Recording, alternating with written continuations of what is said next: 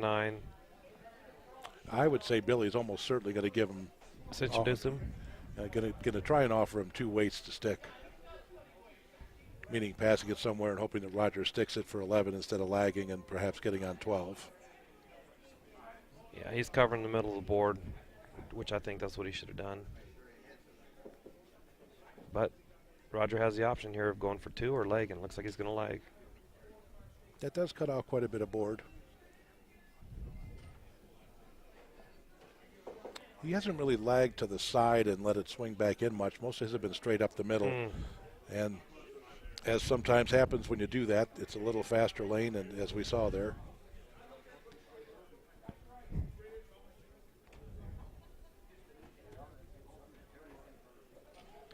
Well, in that situation, watching Darrell through all the years, he would have stuck that way.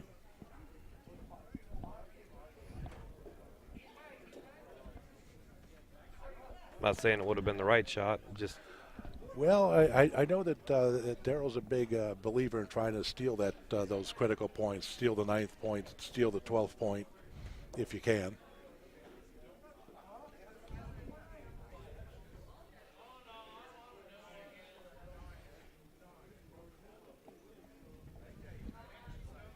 No need to panic if you're in Rogers' shoes. If you lag a 3 and Billy doesn't lag out, you got a chance to come back and win the game.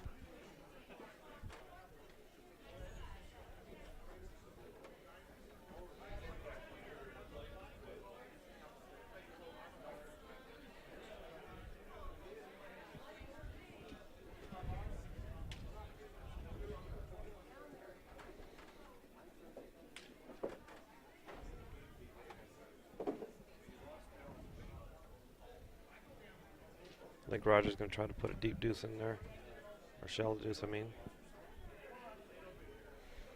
Or a 3, or just us. Now Billy here, he has to leg a deep 1 or shallow deuce. He cannot go off here. Well, myself personally, it wouldn't bother me if I went off the board at this score.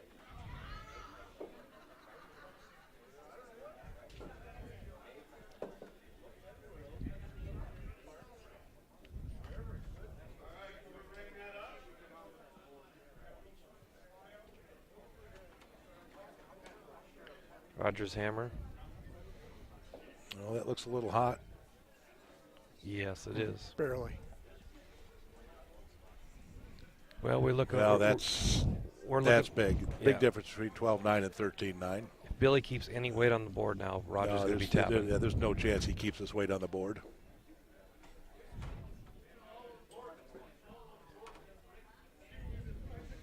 I don't think he wanted to throw it off the side either, but no, you're going to see Billy hit the remaining weights in this game as hard as he comfortably can. Roger's putting the weight in the middle of the board, hoping that he sticks something.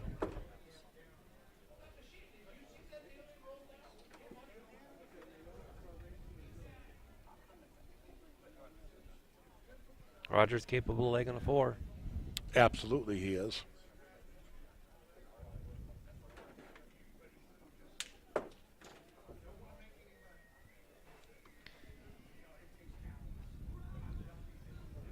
Well, and again, it's, even though he's obviously in a big hole, if he lags himself a 3, that he forces Billy to get out or he has a chance to win the game. So right. Nothing's really changed. He's 2 lags down. 2 lags from Billy's going to cover I think Billy's going to try to put a deep 1 in there to cover his leg. It's still going to give him a free shot at a 3, but he's got to do it. Yeah, absolutely. Yeah, even if it gets into a deuce. Shallow deuce, that's an awesome shot. Yeah, if you let him go down there and just put the weight where he wanted, he couldn't pick a better spot than that. Roger really doesn't have a choice. He's not even thinking about shooting at that weight. Got game on board. And championship. Yep. And the championship on the line. Yeah, I mean, it's a tough shot, but if you want to win, you're pretty much forced to lag here. Yeah, he's going for the leg. That's a big shot. Oh, that looks hot. It is. It is. Billy just won the championship. Is first. Great job by both The one players. he wanted.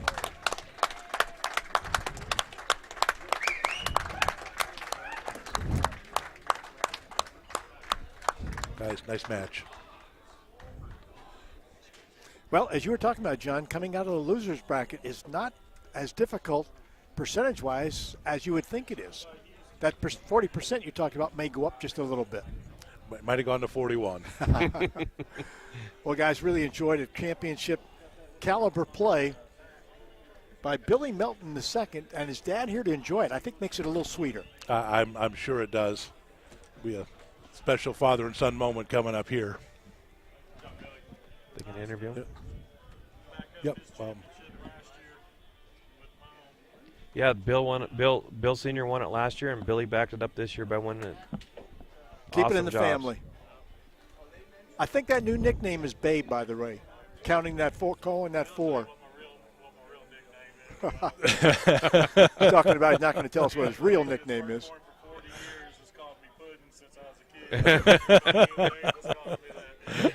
So now we all know he's Puddin'. How many years she called you Puddin'? All of them. How many years she called you Puddin'? I've known her since she worked for my dad. Time they took me home from the hospital. I'm 43. So at 3 years old, he got his nickname Puddin', and now we're just finding that out.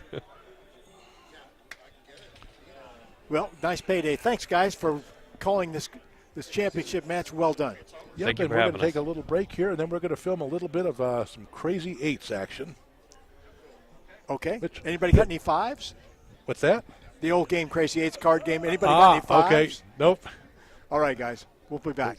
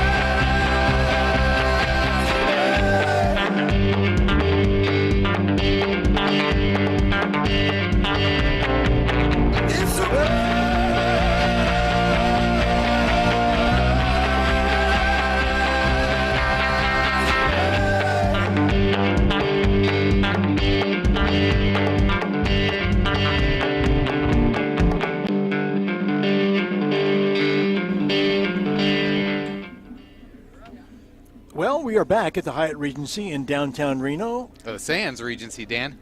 The Sands. Sands. I said Hyatt. Sands Regency. Excuse me. I don't know why. But it's something a little bit different. Yes. We're going to play what's called Crazy Eights. Yes. Now, Crazy Eights is it's a game. It's a classic game. You can play this by yourself for practice. That's usually how people play it. And what they're going to do is shoot all 4 weights at the same time.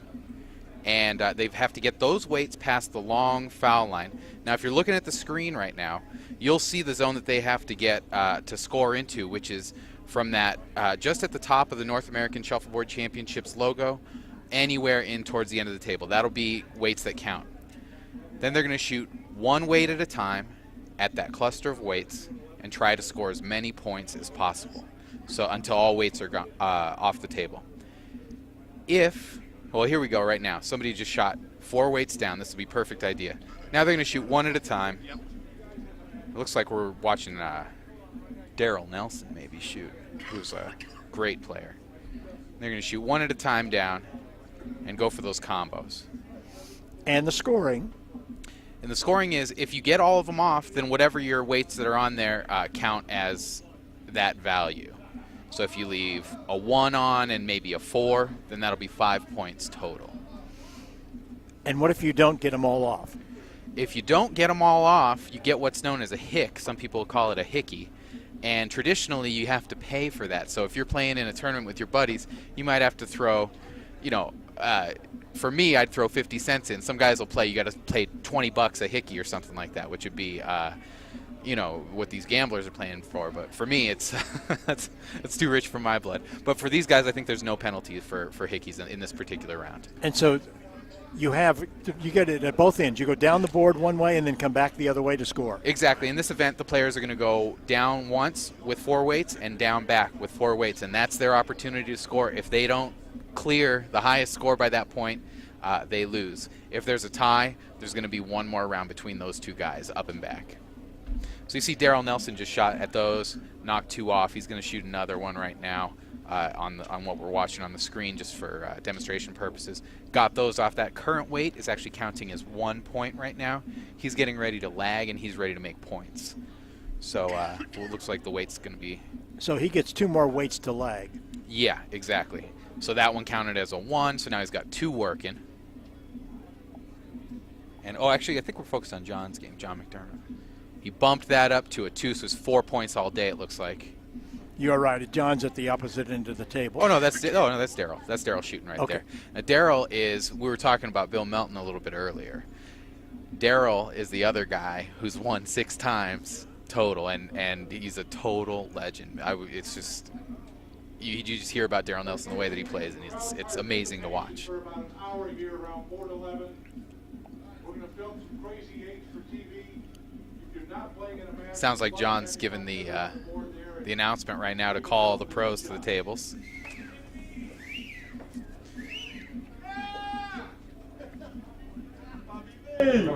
So what do you think of shuffleboard, Dan?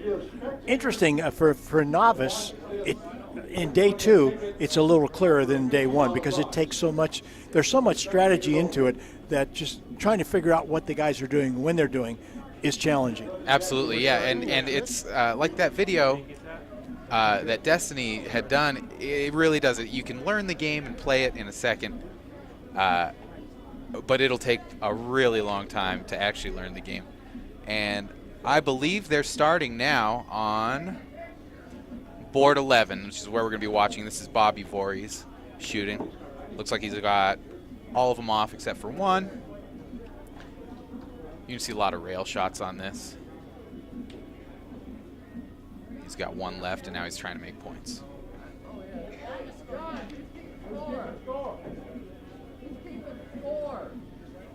Might have a chance.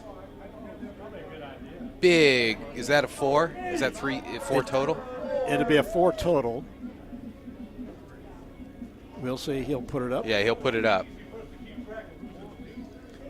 That's 4 all day. Current high is 4 points. Now Bobby's going to come back, Bobby V. And notice his grip. This game, Dan, is all about the setup. So you'll notice if you can set those up nice and close at the end of the table, see his technique here. He's going to try to apply even pressure. Send it down there. They've all got to go past that deep foul line. Now, what if he lags any off the end? That's a hick. That's End a of his hick. turn, yeah. Okay. That's a pretty good, he might have a 4-for-1 right here. It looks set up pretty nice for that if he can get it right. Oh, he missed it. Now this next one's going to be tougher. He's probably just going to take out those two.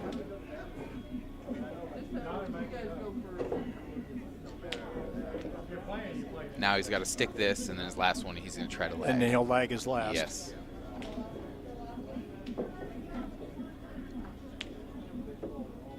It's a good And stick. he'll Rolled out of stick his it. way of his lag.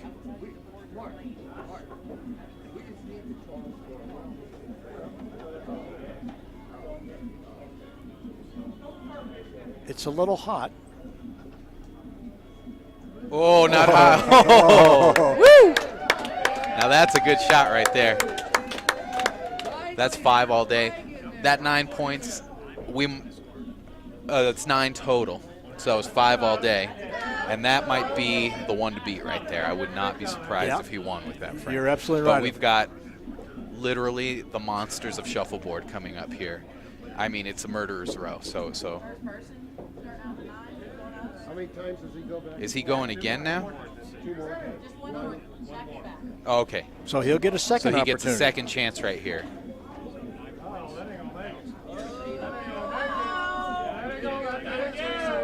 Oh, now this is not a very good lineup here. You see how far away and spread out they are.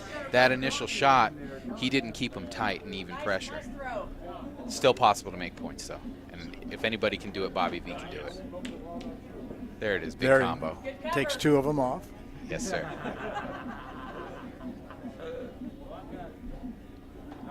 He could have a double stick here, too. Oh, he could knock himself off, though. Oh. He had to get out of his way, I suppose. That's what he was looking for. Ah, very nice. Absolutely. You'll hear the players starting to get a little rowdy now. I think it's that time of the day where everybody's feeling loose. The pressure's off. This is just what we do for fun, you know. Holy moly, another Solid lag. deuce. Yeah. 12 points total for the current high score.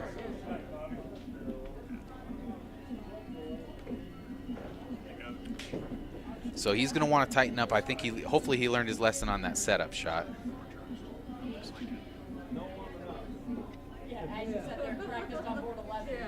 And you can see down the line there we got Dave Kython up next, Malin Nobles, Mark Gray, John McDermott, Eddie Villarreal, all the pros that were in the singles. That's a nice grouping right there. He can do. I think we got a 4-for-1 right here.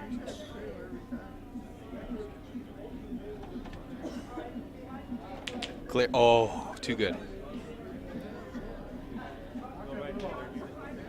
And there's still a nice combo, kind of a 7-10 split set situation here.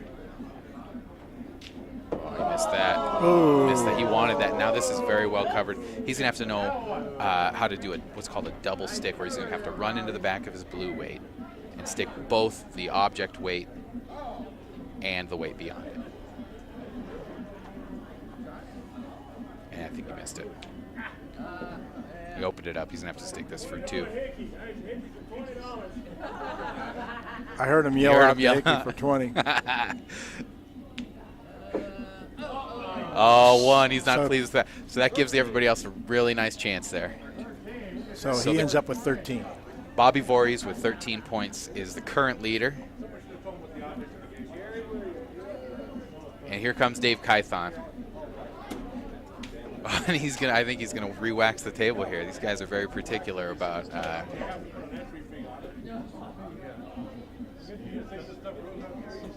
We've got Mark Gray. I mean, look at all these. This is just like all the pros from around. Like Jerry Williams is ready to go. You know Jerry, Jerry, we worked with her yesterday. and she is. She's actually playing in the other tournament that's going on. But when she found out they were playing Crazy Eights, she put that on hold to join this little side game here.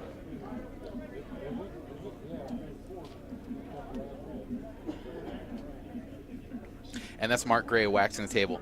Now, Dan, we set these tables up here a week in advance. Did you guys talk about that very much? No, we didn't. Just the fact that they're adjusted every morning or every evening, but it Absolutely. did take a while. Yeah. So what happens is they bring in through the second-story window on a scissor lift all 32 tables. They lift it all the way up there, and Mark Gray is on staff for that and has been for several years, and he's one of the guys here, unsung hero who makes things happen. There's no doubt about that.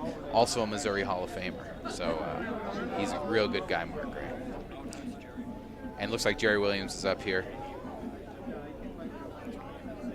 And she's trying to beat Bobby's 13 points. Now look at that cluster right there. That. Uh-oh. That's a hick. Ooh, that hurts. All right, that hurts. No points on that for her, and she's got her work cut out for her. Oh, we got somebody's boo holding sign, signs yeah. up over there. Yeah, it says boo. Now, Yay and boo. now we're seeing shuffleboard's true colors, I think, you know.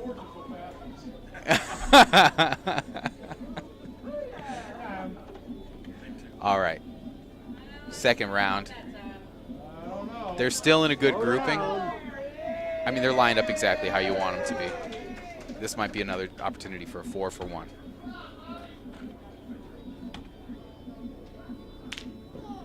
Almost. They're a little far spread out, but there's a chance for a combo here if she hits it on the inside. Okay. Stick from the left side. She's got 2 working with a lag if she sticks this. So.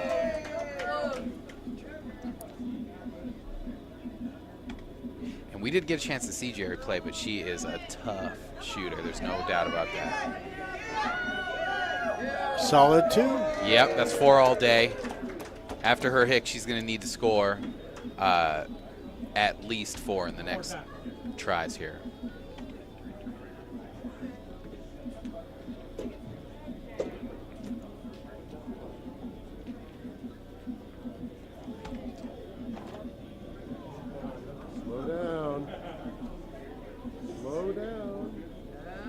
If that back one will speed up, that'll be, that might be nice. That's very nicely lined up. Love that. It's called a pearl. It's terminology on that. Ooh. Oh, just about. She moved them all. Nice cover there. I like it. She's got a chance to slide into there.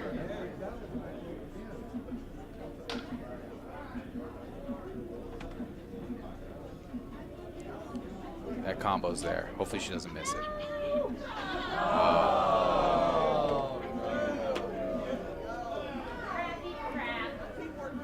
She's only got 2 more weights, so this is crucial. Otherwise, she might be in Hickville, as they say. Twice. There she goes.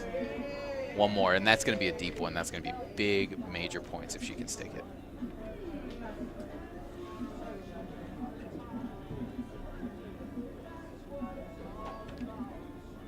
Can she do it? I think she did. Nice frame. So she got 5 there. That's 5 all day. That's another big score. Water time. Well, I think Bobby Voorhees could be going down. He could be going down. And Jerry only needs to score 4 here, huh? Which is not impossible.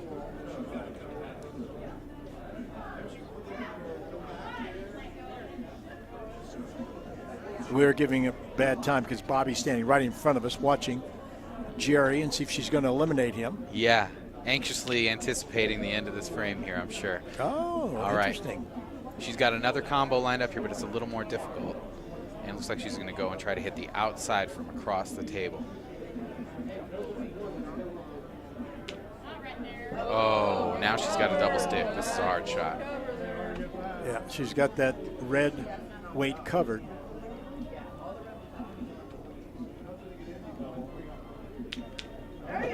Just about a double stick. Now she's got to put up a 3. 3 in in order to stay in. Absolutely right, Dan.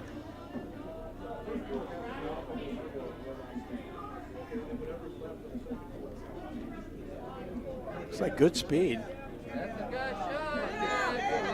Oh, off the end of the table. Bobby V holds on to his lead, and Jerry Williams is out of the Crazy Eights.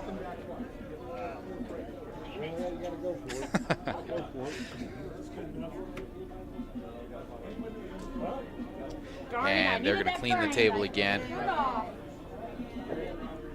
Looks like we got Big Red Kelly Cameron coming right up to the table here. Big Red, the general. This guy's got 100 nicknames here. And he's the guy we were talking about the scissor lift earlier.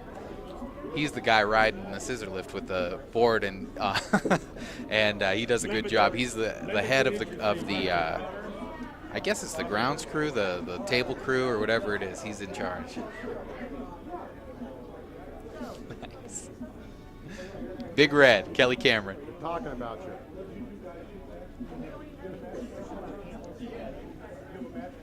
And he's going to let Dave Kython wax. And Dave Kython's the other guy. He takes care of the you talked to Dave here in the broadcast. He was on didn't the you? air with us. He takes care of the curve of the table on all 32 boards there. He has this little machine that he uses to measure the inside of it. He's a very precise guy, Dave. What's the score? So you mentioned all 32 coming up on a scissor lift. Then how long does it take you to set up the room ready for play? Well, with our crew, we've got 12, I think 13 guys that work inside, and then the whole staff from actually the Sands provides us with the help on the outside, and their engineering staff and different guys they pull every year to do it. And year after year, we see the same guys, and they do a fantastic job every time. I mean, it's a very difficult job, but they say many hands makes light work, you know, so we try to get as many hands as possible, so by this time in the week we're not exhausted. Well, it looks like are we going to have the legend coming up next? Well, we've got oh man, Bill Melton's on deck, huh? Bill Melton's on deck. He's stepping to the table. Okay, I'm sorry. So the current player is going to be Bill Melton right now, and Bill Melton Senior. Exactly. We just saw Billy Melton, his son, win, and Bill Melton was last year's champion, and the oldest player to ever play pro singles, and the oldest player to ever win pro singles. So If I'm not mistaken, didn't I hear he just turned 80? I think that's right. Yeah. From Davis, Oklahoma, Bill Melton.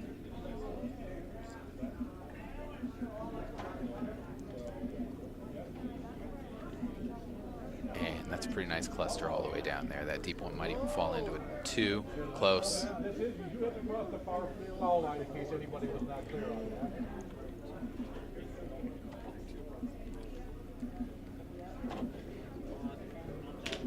And you see how Bill reaches all the way over there, right? I mean, this is an athletic event for Bill. Note that he puts his whole body into those hit shots.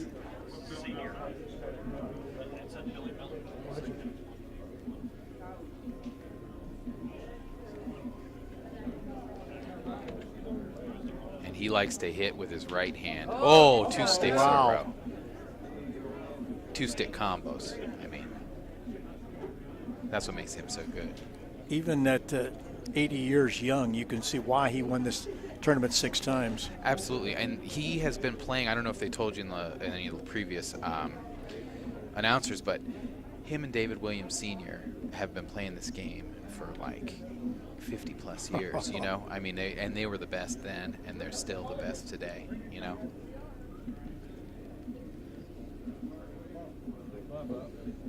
He might bump that up. Holy moly. And he does. A 4. Oh, heartbreak. That's a heartbreak shot right there. He would have had a 7. Had that stayed at the end of the board, he'd have had a 7. He might have taken the lead in 2 frames. Oh, my gosh. Yeah. 3 ain't bad.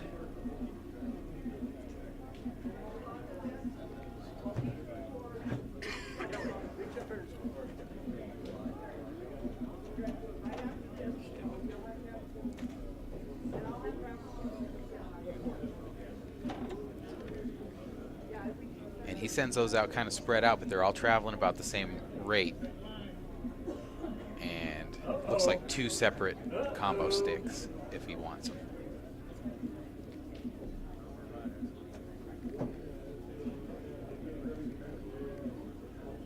He's going to take a look at the angle.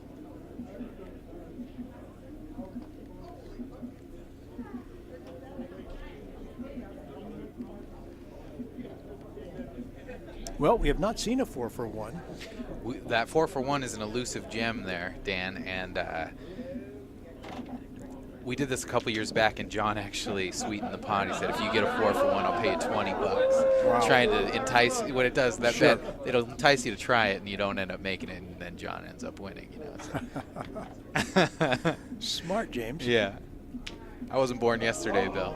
I was born at night, but it wasn't last night, right? Yeah. And Bill's going for the double stick. Makes it. Now he's going to weave one in here, free-handed. So he's going to his right side of the table.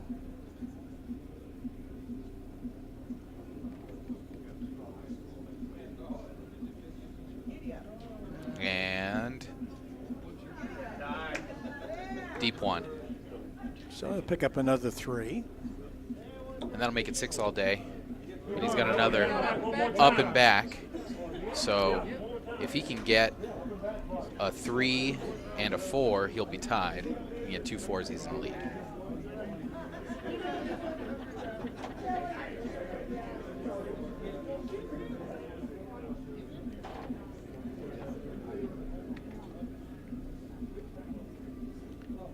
And all 4 are in play. That's a good one right there for a 4 for 1. If he hits it on the right-hand side, I'm sorry, the left-hand side of the weight that's kind of in the center of the table, he'll be able to both clip off the one that's flanking it and drive the other ones into or off the table, and potentially even leave his on the board.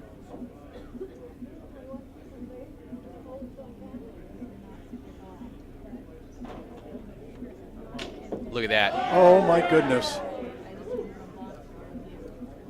Unbelievable. Well, there it is. You're 4 for 1. Well, it wasn't quite 4 for 1 because he didn't. That blue one is his object. Oh, right that's now. right. That's right. 3 Excuse for me, 1. 3 though. for 1. Excuse me. That's the best we've seen so far.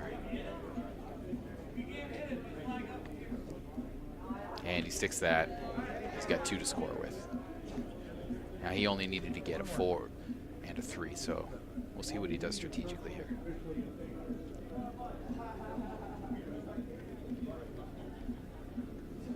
A couple solid 2s would be really nice. Yeah, he'd love that.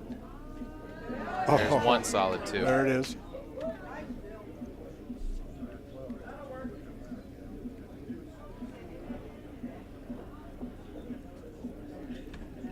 And coming down the other side of the table. Looks like it's got enough speed. Big frame for Bill Melton. 5. 5 all day.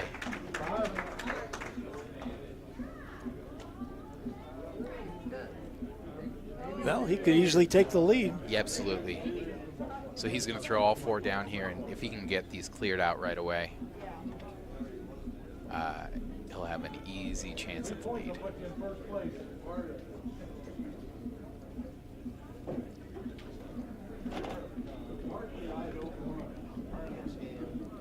Another good cluster there.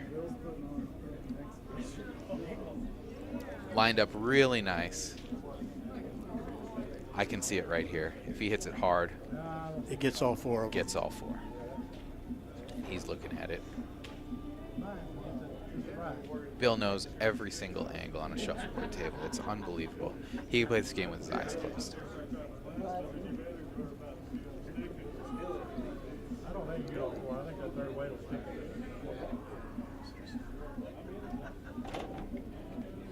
That's it right there. Oh, Oh, just about. close. Just about. Another 3.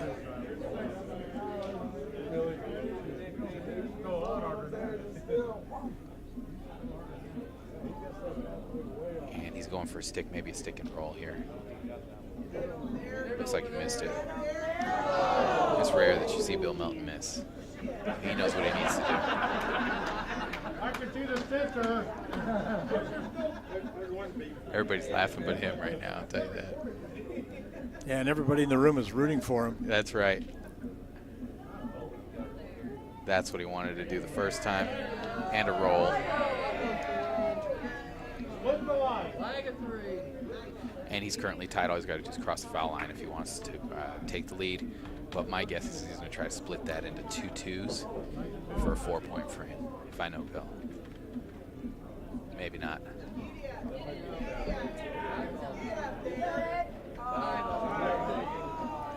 Well, you're tied for the lead, but I don't like your chances.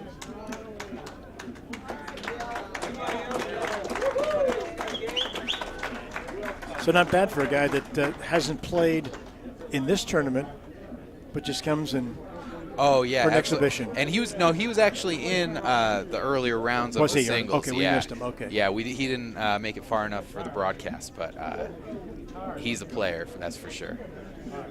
Anybody else got a 445 yet? That was 3, so that was 14. Are we on 13 or 14? Okay. Okay.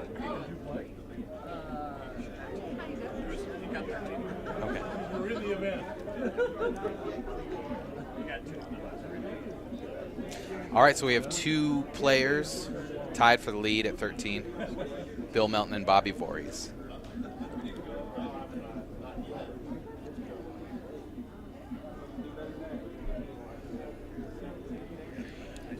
James, is this just an exhibition, or are they actually playing for something?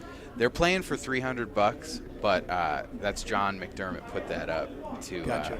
So the idea of this is that since there's so many of those 3-for-1s and like that, it's an exciting shot, and it's a game that can, I think, if we were doing sort of highlight reels and things like that, these are the types of shots that we try to incorporate into that.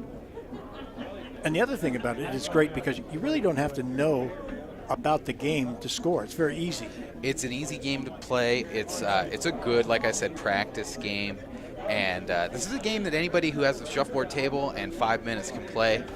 Whenever I give a lesson, I always show the players how to play Crazy Eights because playing this game will improve. If you played this 3 times a day for a week, you'd be better the following week because you're going to practice shooting hard at a weight, which is a skill that you really need. You see how hard Roger Holloway shot in the last one, how hard Bobby Voorhees shot. They line it up and they're throwing our equivalent of the 90-mile-an-hour fastball. And so here we got Mike Melton here. This is actually Bill's other son, Mike, and Billy's brother. And Mike sends him down there in the line. And this is where you start to see if guys are right-handed or left-handed when they play in this game. He's a right-handed shooter.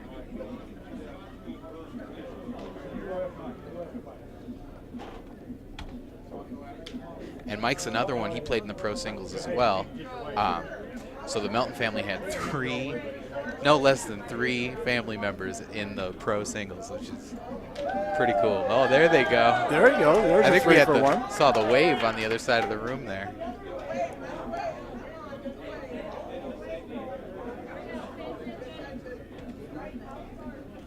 And now he's lagging. Came up pretty short. One more, he's going to get a feel.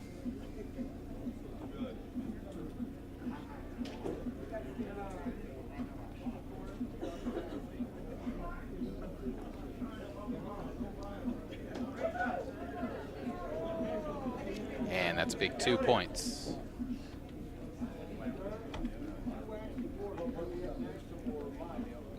And he's going to have to do better than that if he wants to catch up to his dad.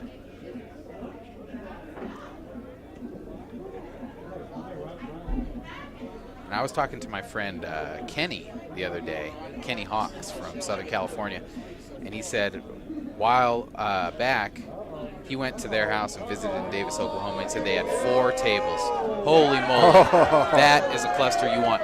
Now, I don't know if he'll be able to save that deep one for the end, but if he can save that 3 and all he'll have to do is stick it, clears that one out. And we'll see what he does with this.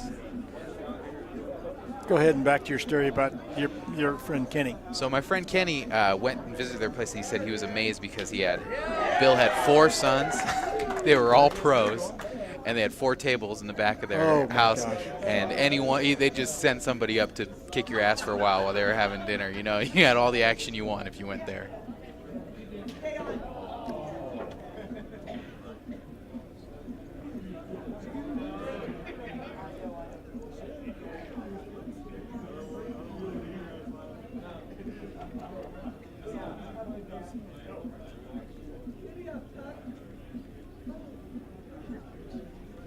So he'll end up with 3. Another 3 points here. He's going to have to really get on his lag here if he's going to want to stay in this competition.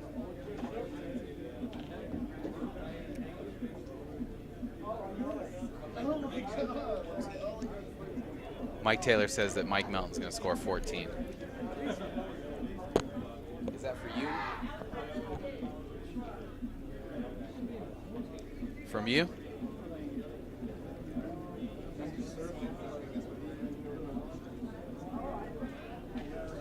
And that's a pretty shallow set there, but it does count. All he's got to do is clear it. If he can clear it with that. There, he made a little noise there. Got 2 off. That double's lined up.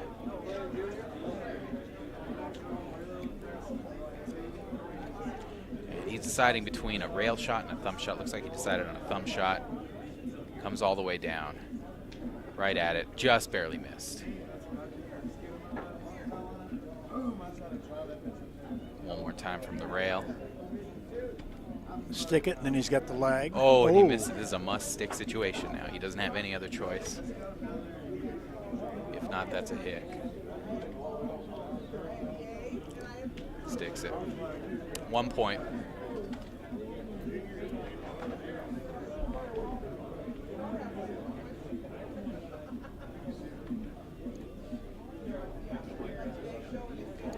Now, coming back, he's going to want to get deeper than he did last time. Do you remember the highest score you've seen in Crazy Eights? Well, there's different ways to play. So they're playing essentially 2 up and back. There's times that you might play 8 frames altogether. Oh, then it'd be much. Then it'd be. But for this, I mean, anytime I've seen a high score, it's been here where these guys are scoring like, 5, 6 point frames, which is it's surprisingly difficult to get that that high of a score. He's coming in on a stick. He got a 3 for 1 last time. This might be his big frame here if he can keep this on.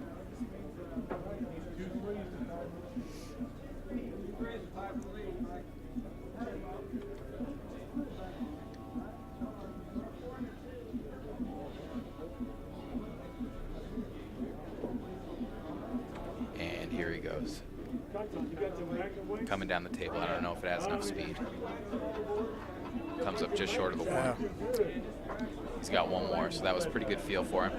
He might choose to either split these or potentially do a bump up here.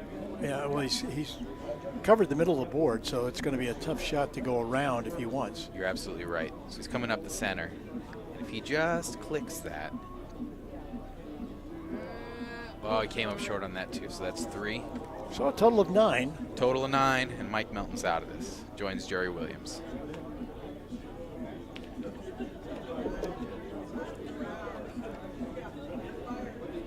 So Bobby V is hanging tough. Bobby V's hanging very tough, along with Bill Melton.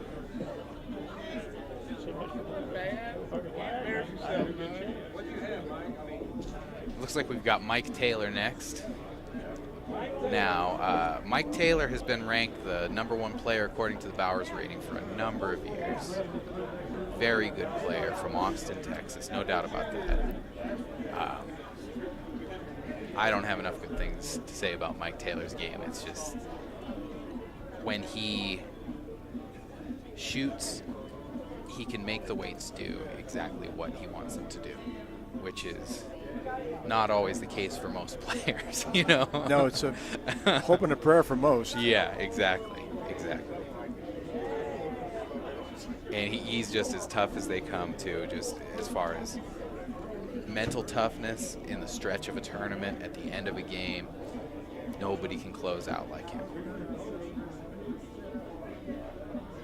And he actually just got married recently to Amanda Williams. You remember Jerry Williams? Yes. And David Williams. And I believe it's David Williams' cousin, Amanda Williams, another fantastic player. And she and Mike just got married 3 weeks ago. 13. Junior seems to think he's going to score 30. This might be my last time in the limelight this week. We'll see what happens. Or first time. Well, you ask about what I thought of the sport, and what's interesting, the camaraderie is a lot different than it would be in other sports because it's so competitive. Everybody's playing to win, Absolutely. but the friendship and the camaraderie is amazing. Well, you're absolutely right. And, that motto that John has on the Shuffleboard Federation, friendship through competition, is very much the truth for this sport. There's people who I know, one lady, Georgine, that I did an interview with, said that shuffleboard is her church and shuffleboard is her family. And that's absolutely the case, where people, you might see them 3 or 4 times a year, but it's, we move through things with each other. People come, people pass on, and friendship is always there, through and through. So for Mike, got an open board for his last 2 weights.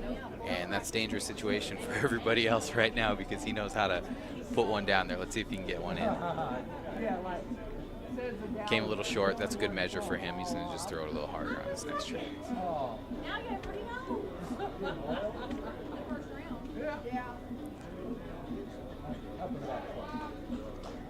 See if he gets that 2. He does. There he does. That's 3 all day. That's a good start. And he'll play that side again, and he'll remember, muscle memory, exactly how he shot to get in that score zone.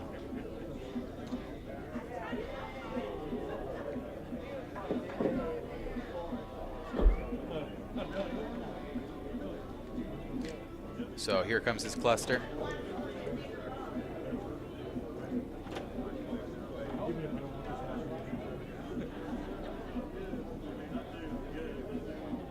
And they're lined up pretty nice. If he hits that front one,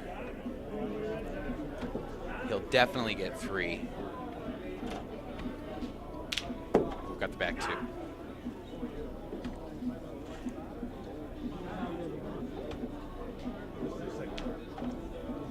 And I think he was really looking for that combo there. He's going to stick so this. Too. It's going to be another stick and leg situation. Oh, man, he rolled it off the side here, so he's going to have to score with 1 weight. He does not want to throw this off.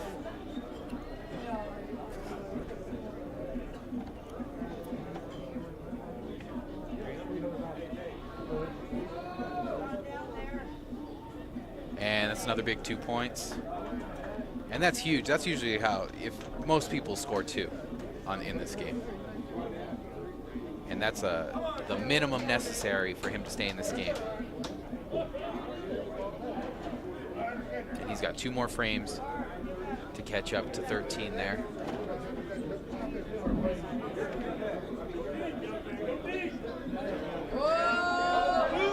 Oh, and that's a hick.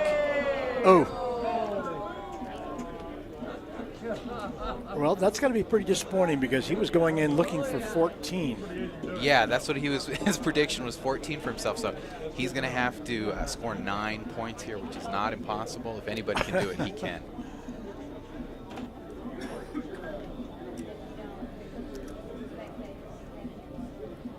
And if he clears them all right here and lags 3 threes, color me impressed. Yep, exactly. All right, there's a combo here. A little sliding combo. Looking safe for another round. Missed. Oh, yeah. And that 14's getting more and more elusive with Yeah, each weight here. I think It is. That 14 is sailed. And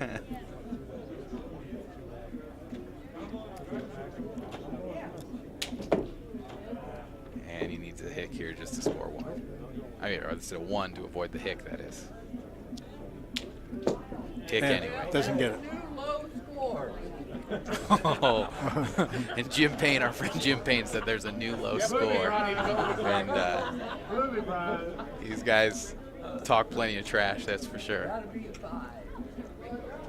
Yeah, sell it.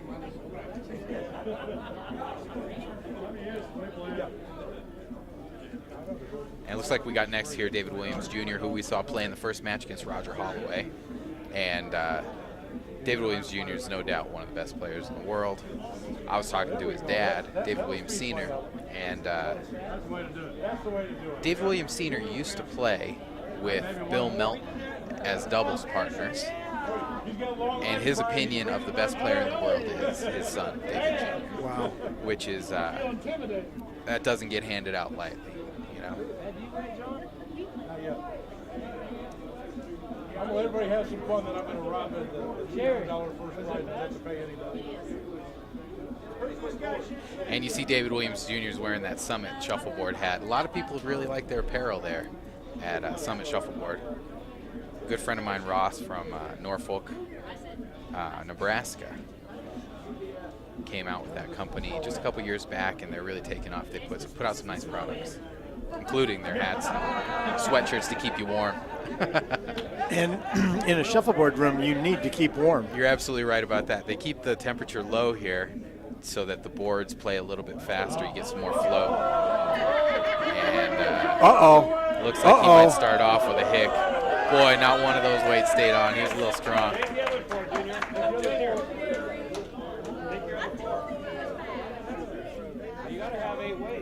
He might have eaten his Wheaties this morning. That's what my cousin Tim would say. That he'd say, "Oh, I think he ate his Wheaties this morning." I guess he's trying to pick out some new weights here. I don't know what the rules are on that.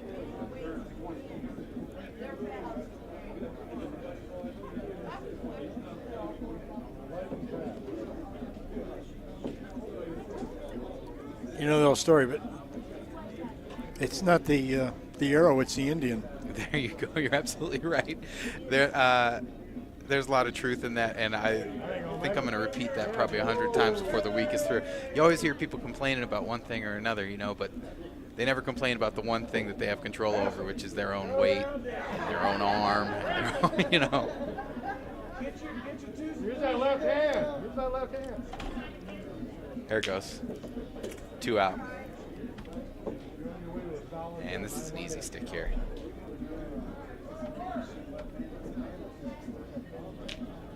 Oh, he wanted to get that one off the side. Now he's going to have to stick that one, and then he'll have a chance at a lag, too. You got to take that weight off, Junior. So what is he thinking? I think he was just trying to get the lag out of the way first. Now he's going to roll this one. Bumped it up. Oh, that's a hick, maybe? Oh! My word. Man, that one hung over for a hick. Well, you got to get 6 to be Mike. Mike's in last. Oh my goodness. So that's 2 hicks in a row, and he's got to score 7 a frame here.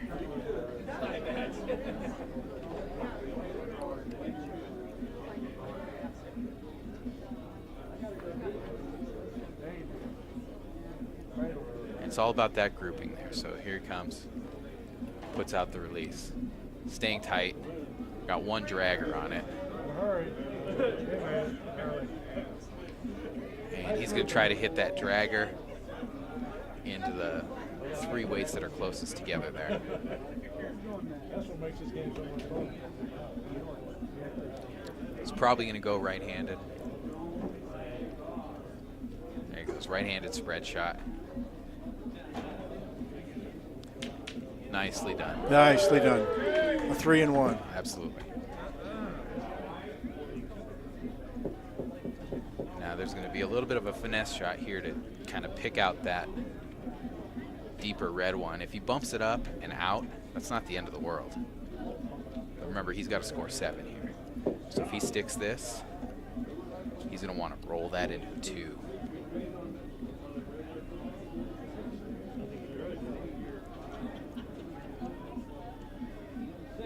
Oh my gosh. All right, there's his 2. Now he still needs to get rid of that red one for anything to count.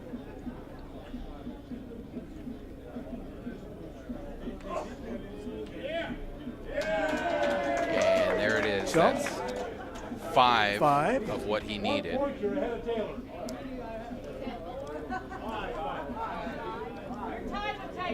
Tied with 5.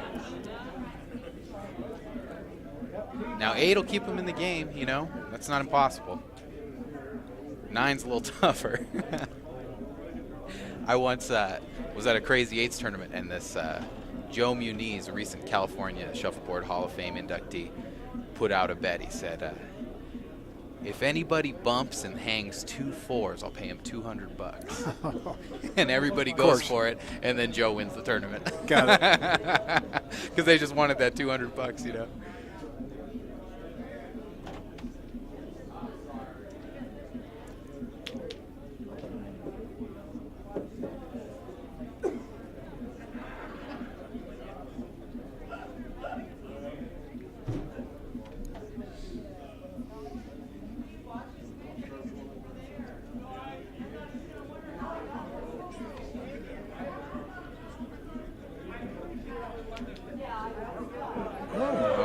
Very Good interesting idea. shot there. And it also knocked that other one out of the way. So he's got a pretty clean alley at this stick here. He's going to want to roll it, definitely. If he can get that into a 3, he's got a chance. Oh my He's out of goodness. it now. You got to make a point to finish ahead of Taylor. John McDermott just said he has to hit. He has to make up just 1 point to get ahead of Mike Taylor. Now these guys are number 1 and 2 in the country, so there's not. And is he And there- going to? Oh, yes, there he is. he does. Yeah, he's not Got the 2. worst. He's not the worst.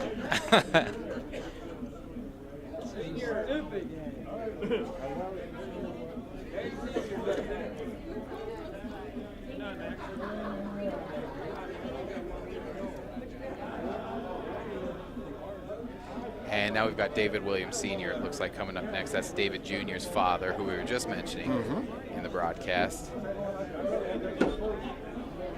From Fort Worth, Texas, these guys.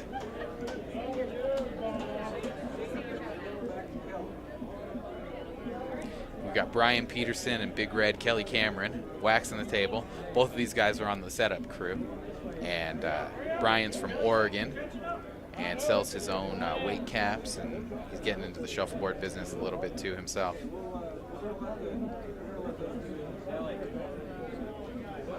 Approximately what does it take if somebody wants a good shuffleboard and wants a couple sets of weights? What else do you need? What are we talking about financially? Yeah, if somebody wanted to buy a table, it would, obviously the length of the table would be a contributing factor. These tables here are 3-inch thick butcher block maple by 20 inches wide by 22 feet long, including the cradle. And that's about as big as you get. The low price on those is around $5,000, including what you need for everything. But heirloom shuffleboards that we've been talking about in the advertisements, and they can go upwards of $20,000 plus, for their handmade live edge solid walnut pieces that are. Those tables play great and they look great. It's like it's one. Well, it says like it's a nice piece of furniture of your own. Yeah, and on top of that, you can play a tournament on it. You know what I mean? It's built to. It's a beautiful piece of art that's made to be used. So David Williams Sr. throws his first weights down there, and he's got a pretty good cluster. He's going to go at it first, set up that easy double, and now he's got the long double. And it looks like he's playing with all blue weights with 2 different kinds of caps on it, which is interesting. And one more stick here.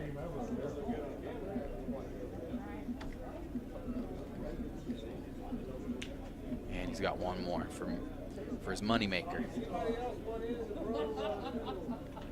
TJ wants him. Dwayne.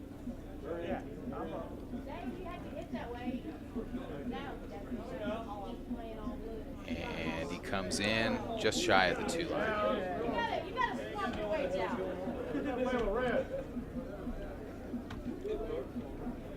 And he'll have 3 more chances.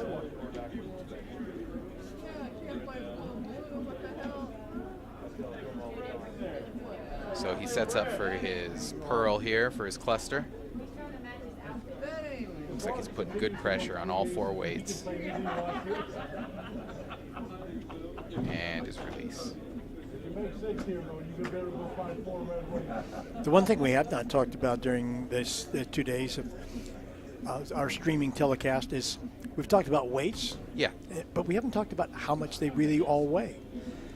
Yeah, There is a tournament, specific tournament weight and size, and I don't know specifically the dimensions of that, but if you go to shuffleboardfederation.com where John sells his weights from, he'll have regulation weights that are good for both bars, and there are some that are good for like individual players who travel. Pro Series weights are the ones that most people play with. And those are all going to be, any tournament you enter in any part of the country, you'll be able to do that. Now, looks like David's throwing his last weight here. Or is that his second to last weight? And he Last comes up weight. on a 1 right there. And he's got So, 4 total. When you travel, have you ever had problems getting through an airport? Oh my goodness, it's funny you ask. Yeah, absolutely. They just don't know what to make of it in the Exactly, X-ray that's what I scan, thought. you know. And then I tell them, and, oh, I played that game before. That's yeah, go on right through, you know.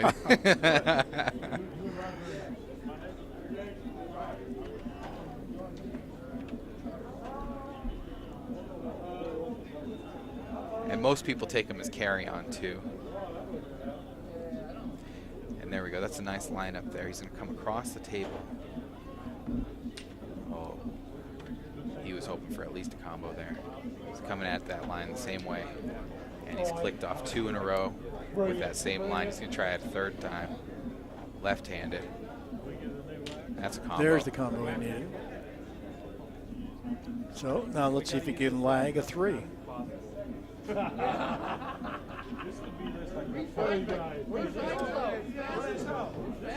Nope. And he's still coming up short.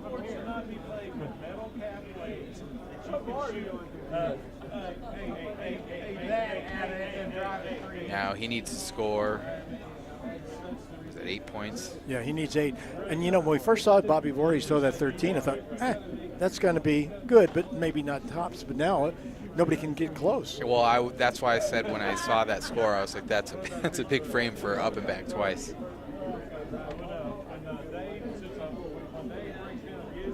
So he's going to have to click all these off here, hopefully. At least with this one, he's going to need a hit off with everything and a stick of his, which he came close to but didn't make it. Only way to get 8 now is to have 2 4s. I don't think it's going to do that.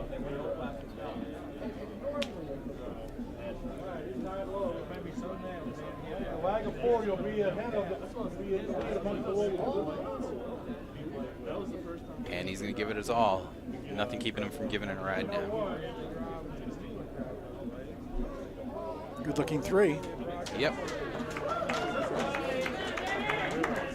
Not good enough, though. Bobby Voorhees and Bill Melton are still in the lead with 13 points. And they are going to make the board for the next player. Billy Melton, current champion. Yep.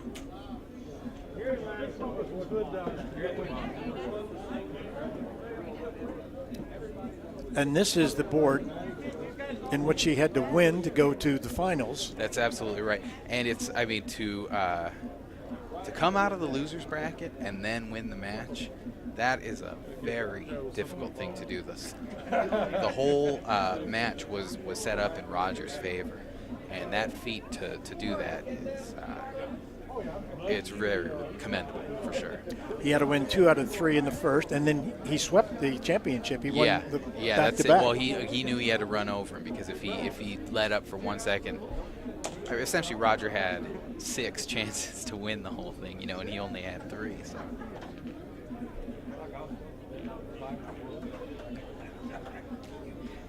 And he's probably feeling loose now. This is just for fun. And here he goes. Comes up on it. Sends him down. They all pass the long foul line. And they're set up in kind of a semicircle arc here, which is not bad for a 4-and-1, actually. There's an angle on that.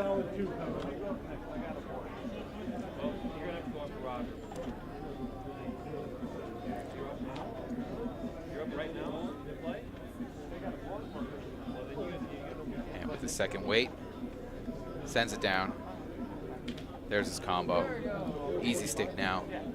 Coming around the left side, looks pretty open for a float stick or a push-up.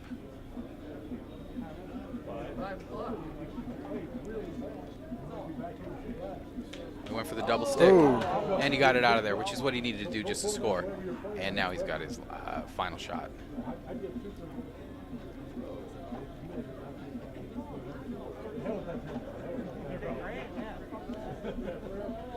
And comes up just shy of the 2. 2 points all day. And that's not a bad. It's good to start scoring early instead of getting those hicks.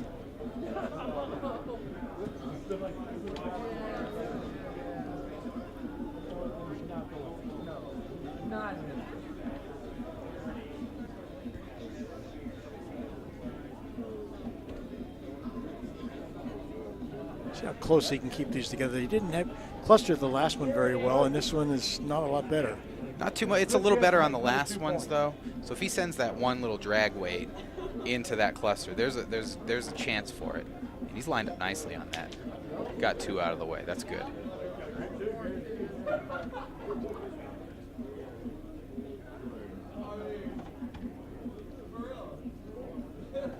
And another good combo. one. Now he's got 2 lying with 2 to shoot.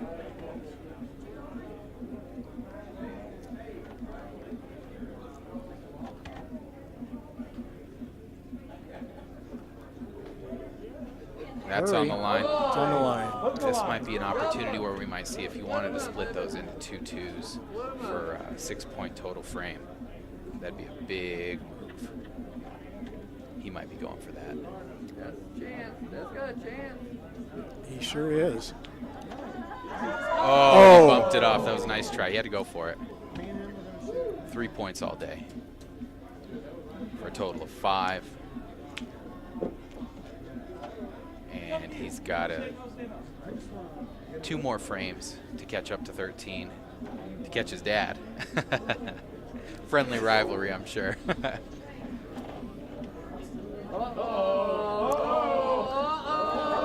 Uh-oh, it's right. Oh,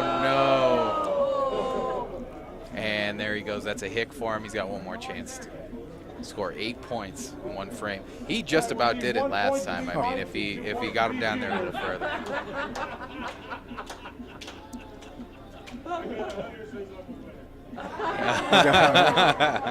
Nobody's jumping at that. He just said he had 100. Says he's going to win.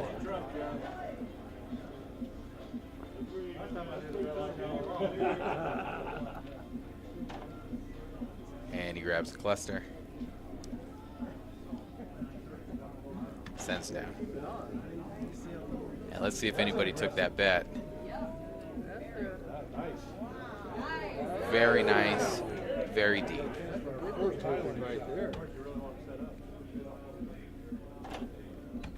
Fires it up. He's really well lined. Gets 2 off.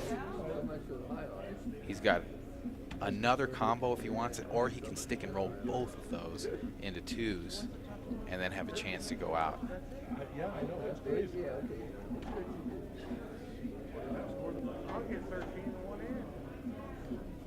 Hit it. Oh, he's bumping them both up. I mean, these are hard shots, but that's what he's trying to do. He's going to try to weave it in there. Didn't throw it hard Oh, enough. he didn't throw it hard enough, so I don't know what his plan is here to win that $100, but we'll see. Close, close. Oh. And Billy's out. Ty Taylor! Ty Taylor. Nobody bet me 100.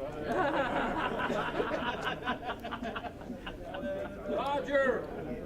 And the next player up is Dwayne Maxwell. And Dwayne Maxwell is known for his colorful outfits here. And his antics as well. You're on the clock, Dwayne, by the way. So why didn't he wear one today? Well,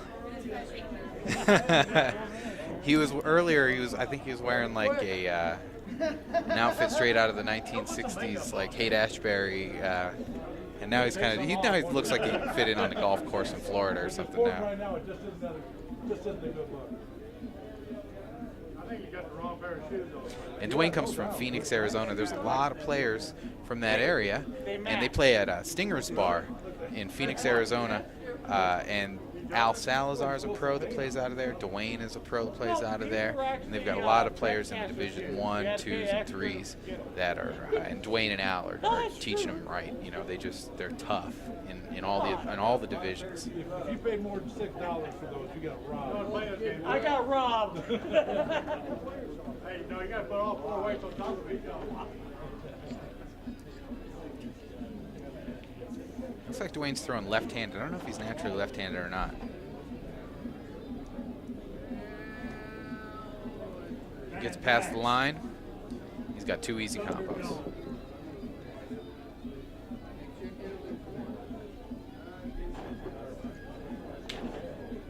Hey, bumped one up. Bump them weights up.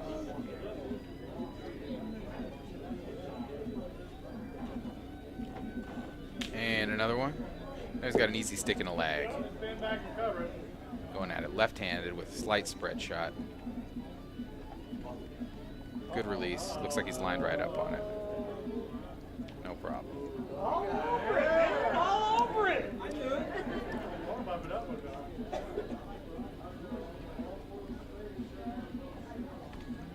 There's the lag. Nice 2 or 3 here would really put him in good position. He came up short. Reset the scoreboard. 3 points to start off Dwayne Maxwell's chance at $300. And of course, you know, it's not about the 300, it's about the bragging rights. This is very much about the bragging rights. This is very much about who's the best shooter in the house, you know, at any given moment.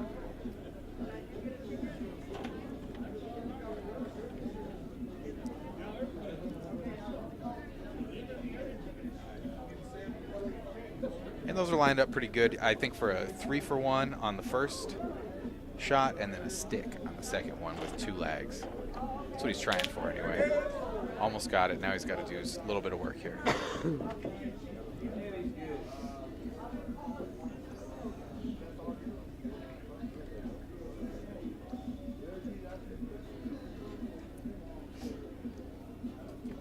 And he's lined right up for a stick there.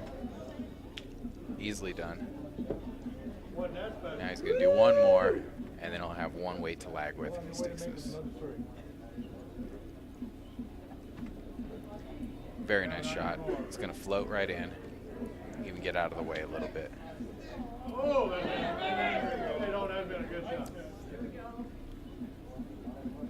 And all he's got to do is get a nice 2 or 3 here, and he's on his way to at least tying the current high score held by Bobby V and Bill Milton. 3 points total.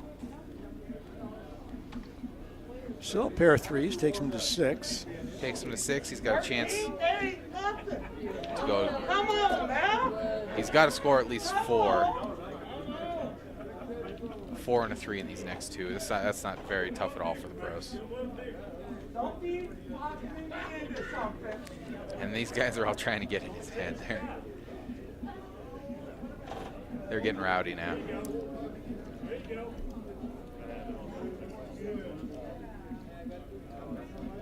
Like a little girl. Looks like he's going to have 2 combos here.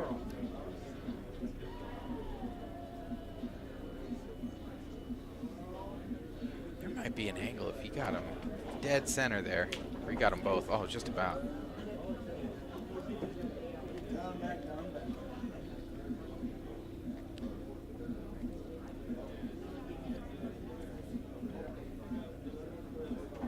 Coming at it left-handed, all the way down and off. Cleared the board.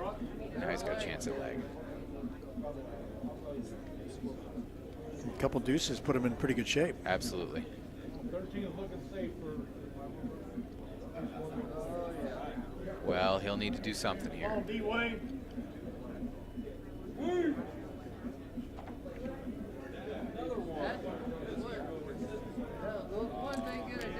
Two ones. That hurt. Absolutely. He's not out of it, but it's going to be tough now.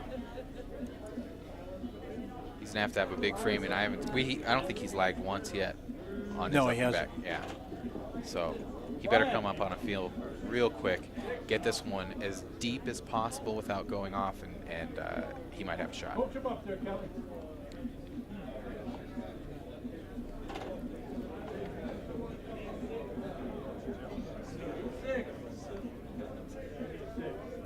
Right at the trademark. Trademark 1, they call that on the Shuffleboard Federation logo. Gets the deep one. That looked like a miss, actually. I think he wanted to hit that front. I do too. I don't think he meant to pick off the one weight. There he goes. There you go. That helps. And I think he's mathematically out of it at this point.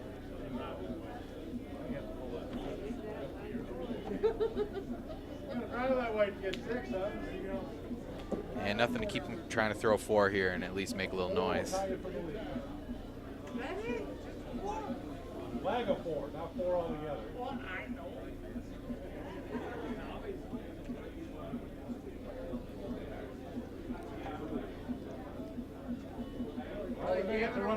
Might have to run a weight on that. Oh, just short of the 3, but realistically, he wasn't really close at all. Need a better fashion design. Showtime. Roger, showtime. And it looks like we got Roger Holloway coming up next. We saw Roger Holloway playing in the finals. No slouch at all. He will definitely try to win this. You know, this would make his tournament finishing second. Yeah. And then winning this would be huge. Yeah, I think so. He'll have those bragging rights at least. And second in pro singles is nothing to sneeze at, you know. No, and he beat the champion yesterday. Yeah, absolutely. He's the one who put him in the loser's bracket. Yep.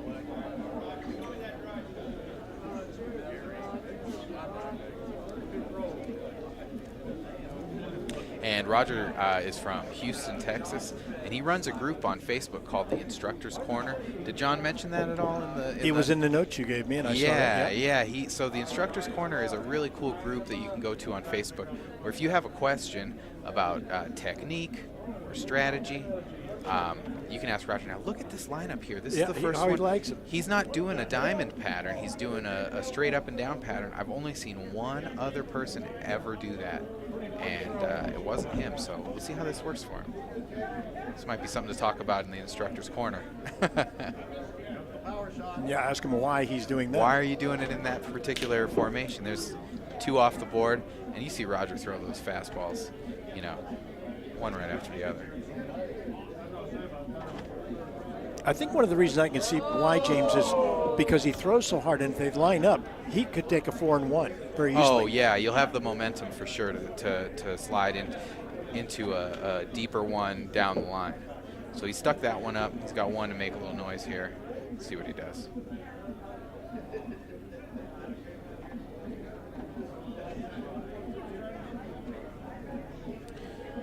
Came up short. Starts off with 2 points. At least he's on the board. And that's a little bit of a surprise, as well as he lagged in the championship match. Yeah, definitely. It's a little different rhythm than the traditional game of knockoff, which is what the other one is called. But because you're not, you don't get a break and walk around and then shoot one weight at a time.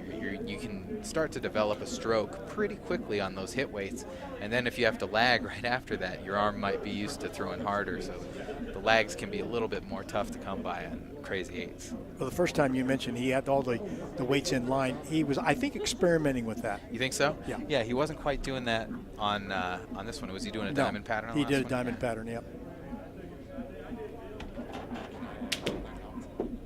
Go ahead and give Marcus a heads up. Hey Dan, I'm gonna pass my headset over to my friend Marcus Zepeda here, who's from Texas as well. So here he is. The best chance anybody's had to make a number for a while. Hi, Marcus, and welcome. I'm Dan. Dan, nice to meet you. All right, let's see what we got here.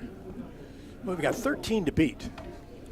Bobby Voorhees rolled a 13 out of the box. He's got an uphill battle here. Needs a big lag. Oh, sweet. Sweet. Keeps him alive. Whew. 3 ball, opportune time.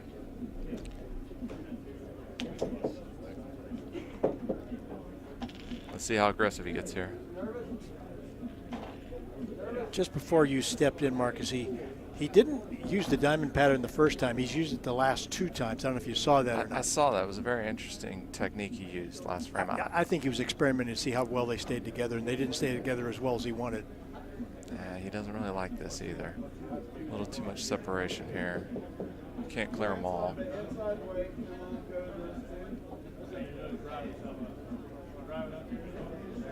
Roger's one of the hardest throwing blasters in the game.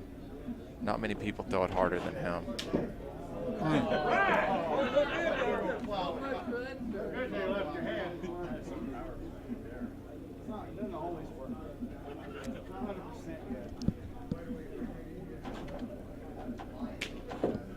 Oh, no, that's really unfortunate there. He's going to have to try and pick combo this way. Got it. Wow. Incredible shot. Probably a 1 in 10 shot. Looks like a pretty aggressive run. Now, just drug up on him. Ford takes the lead. Ford takes the lead. So not that difficult for him. 4 would take the lead.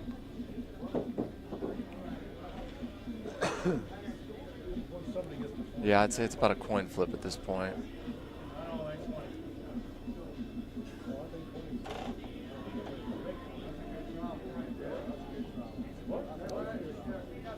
Yeah, that's a pretty good start. He could clear them all.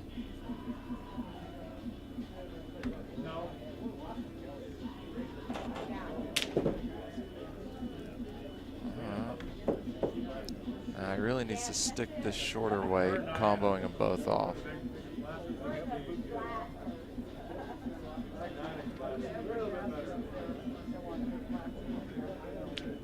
Just missed it. Pretty easy combo stick here, double stick. Well, for these guys. For a hack like me. Oh boy. Very fortunate. That's what he needed. Very fortunate with the dry rail there. That gives him the lead right now with 1 weight to play.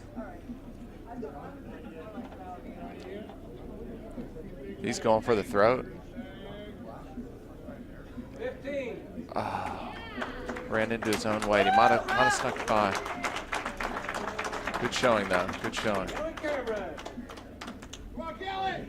We've got a new leader. And the great part about it, before you sat down, before James left, we were talking about the fact that this is what he really needed, because finishing second and then now winning this, the Crazy 8s, I mean, it gives him a great weekend. It does. It does. Now, second place is nothing to be scoffed at. Second place pro singles out here, 32-man field. Pretty impressive. Pretty impressive. With the prize money being a little bit over $4,000. Man. Yeah, that'll get you right. Hey, I hit all 4. One of them just didn't go. What are you at? Football game. Really? First person? Or ever person? I got it. Had nobody done it yet.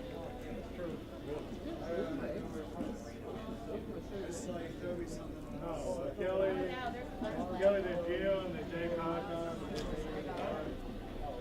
No, I'm after Kelly. Not quite yet. See who we've got coming up next. Sounds like we got Kelly coming up, yeah? We call him the General. Yeah, he's got a bunch of nicknames, doesn't he? KFC, the General, Redbird, you name it. Big Red. Big Red. One of the most consistent players in the game.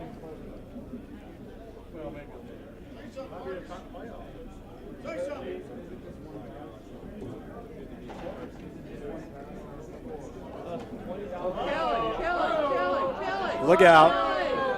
Ouch. A hick. Hickey. That's going to cost him.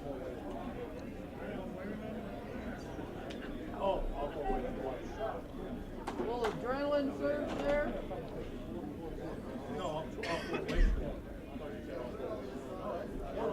Now he's got to get real aggressive here. He's got to get him down there. Yeah. Yep. Uh-oh. No, he's There okay. he goes. Set up pretty well. See how his blast comes out.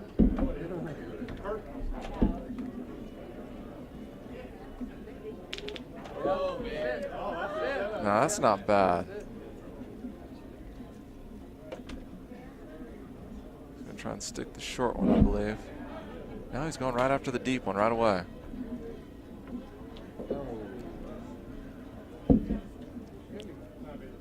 Might be tough to get.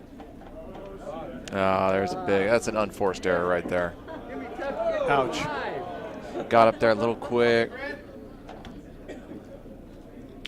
Yeah, he's giving up.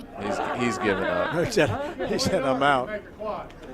Well, He's going to go ahead and give it the college try here, but I'd be amazed if he gets past 10.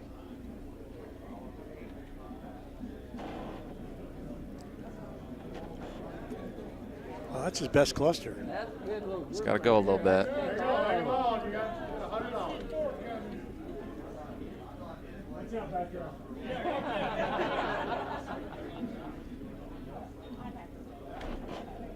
That's about as hard. There's your 4 and 1. That's about as hard of a weight as I've ever seen Kelly throw. He really cranked up on that one. You got 3 legs, bud. You got 3 legs. I think Kelly might be a little confused here. Yeah, he's got 3 to play. That Cowboys hat probably doesn't make him any brighter.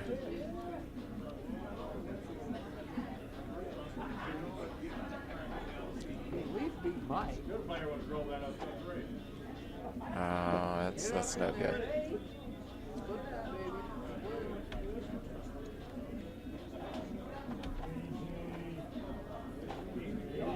He thinks it threw it too hard. I think it looks pretty good.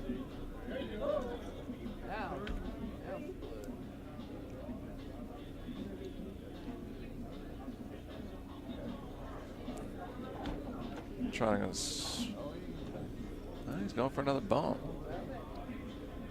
There you go. Stay on. All right. It looks like 6.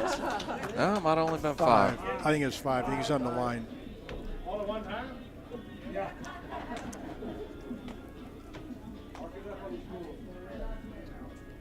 Gotta make 10, Kelly. 10. Oh, he really threw this one. Oh, no, that's pretty nice. Oh, yeah. Now you need to drive it. Make another 20. Looks like he knows what he's doing right there on that shuttle. Go pile hard if you get all 4 of them again.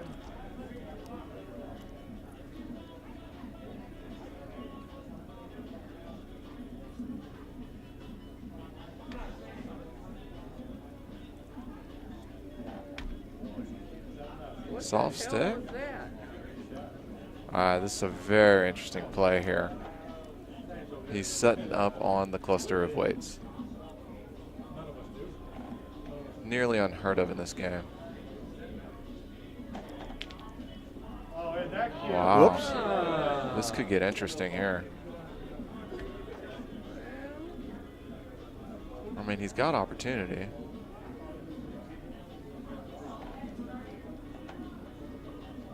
Let's come back a little bit. Looks pretty good. That's pretty good, all right. Now. Now he's got to either double. He's going to have to double stick here. He's going to go off that middle weight. Try and double stick, maybe get a little roll out of it.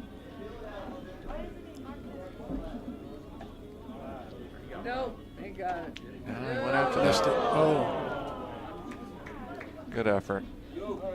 It's tough starting off with the lag off there.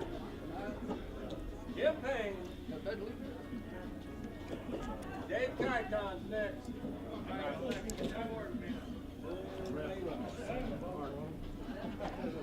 All right, well, we got a minute here. I'd like to give a shout out to Josh Duddle from Mill Creek, Oklahoma. One of the great up-and-coming pros. He's here in spirit this week. Couldn't make it out. Big high school games he couldn't miss out on. He's a coach out there in Mill Creek. Go Lady Frogs.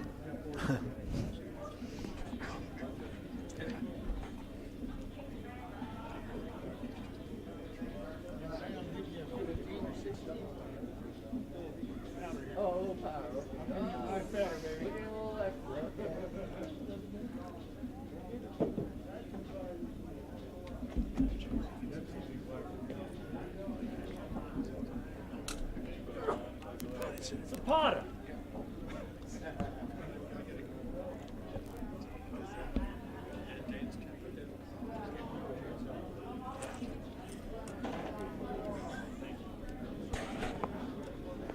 Houston, we have a problem.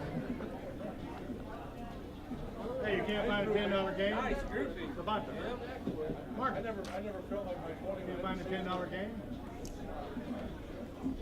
Well, this is James O'Brien back in the booth with Marcus Cepeda. And it looks like Jim Payne just got started off on his first shot there.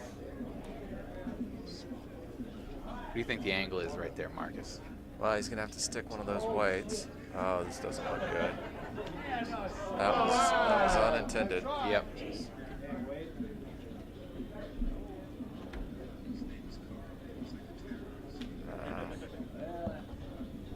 A little sloppy here. A little sloppy start. Well, he's going to definitely need to score one if he wants to catch that 15-point marker. And that's a hick for him.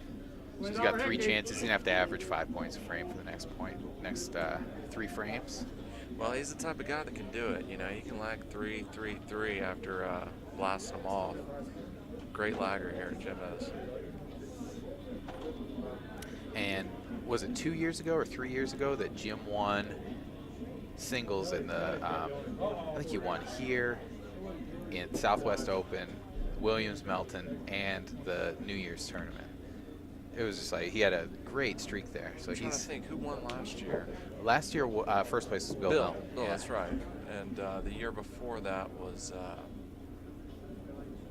maybe that was it. Or I know Kelly won.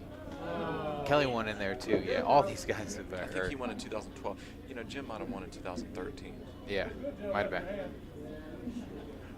Have to get our statistician to verify that. That's a good shot right there. Now he's got a couple laggers. Need a big lag here. Keep him alive. At least a deuce.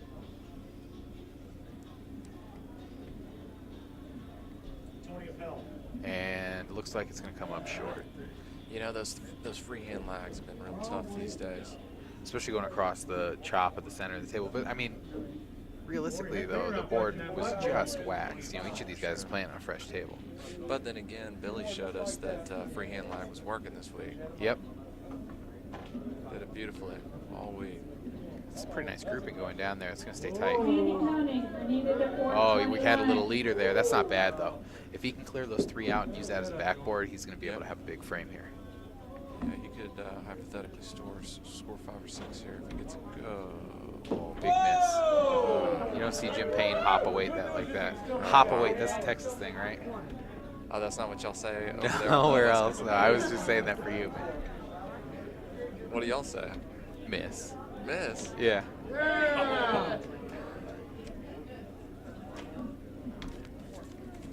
I apologize. Tony Appel actually won in 2013. Kelly did win in 2012. Not sure when Jim Payne won here in Reno. He might have just won in doubles. Okay. Yeah, you know, I could be a little confused there.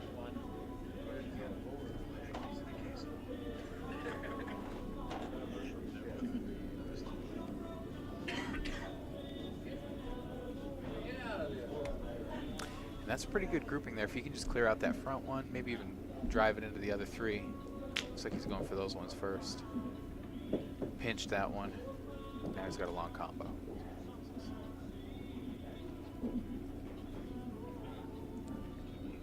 Hit it off the side there. Didn't hit it quite as square as he wants.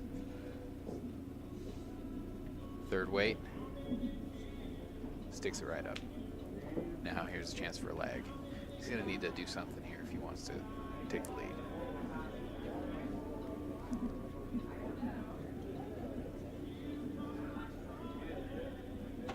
just shy. Yeah, wax is just dragging a little bit. Got to really throw it. And that's 2 more for Jim Payne.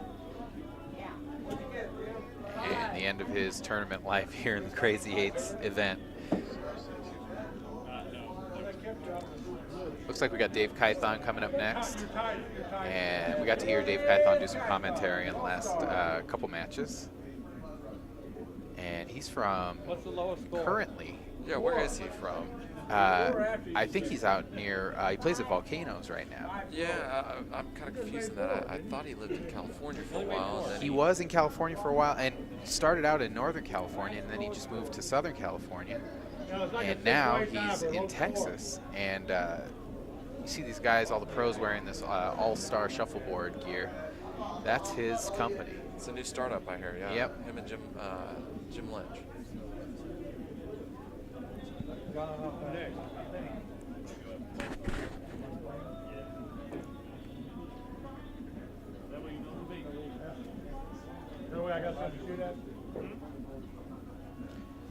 And Brian Peterson is doing the double waxing of the tables.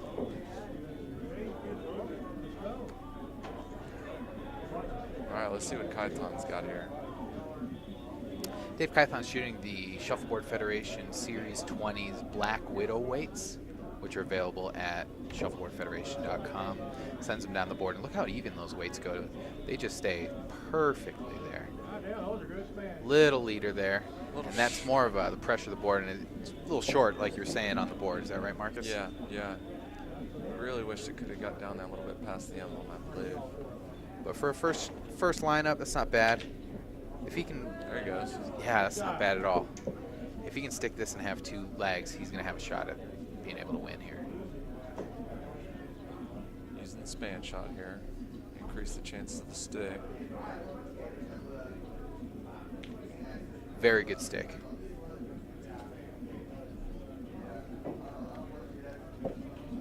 And now he's going to go across the table for his first one. He'll get a measure here. Looks hot. Wow. Oh, look at it drag up, though. Sweet. Big Sweet. 3. He's 4 points to start off. If he keeps this up, he's going to be the new leader.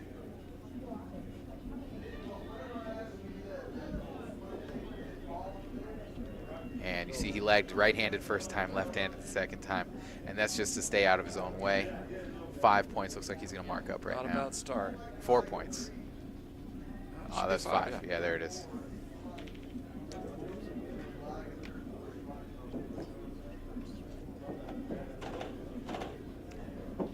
And coming back.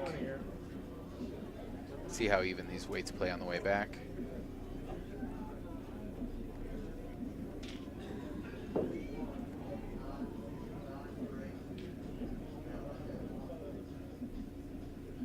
Looks like it's going to be easy to hit those front 2 off. You know, he might even be able to get 3 out of it. I think he could actually clear them all if he throws it hard enough.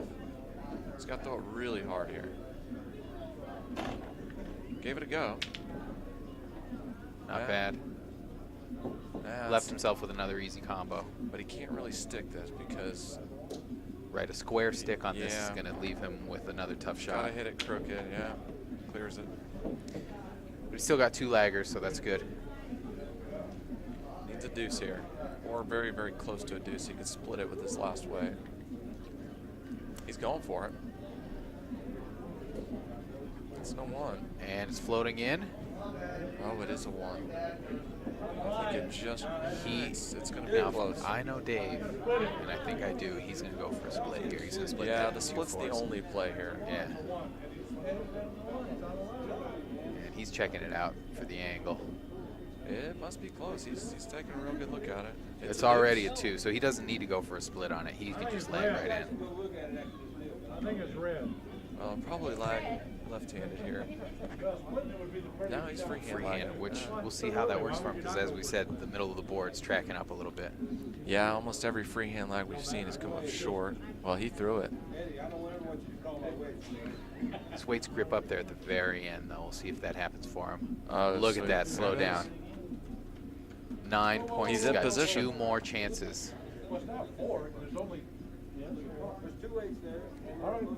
He is in position.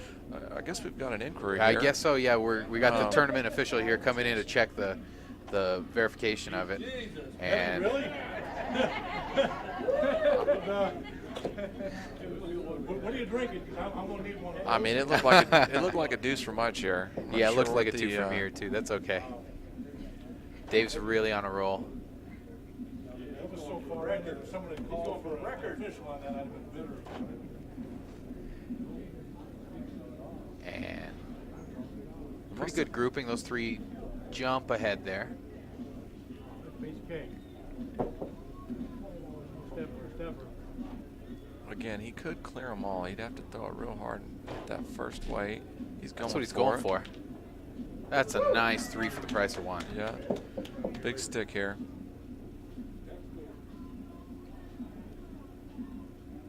This would give him the advantage.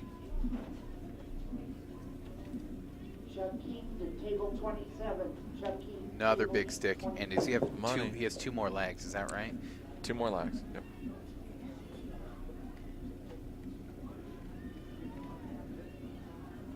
Pretty conservative lag here. Oh, and he got it in he there. got in for 3. It looks I like take that that might back. be I 3. take that back. I thought it was going to drag up. That puts him on 12. Looks like a 3. Another 3-0 time for the lead. Yeah, you could put this out of reach with a deuce or a 3 here. Yeah, he went ahead and took his 1. Yep. Nothing wrong with that in this position.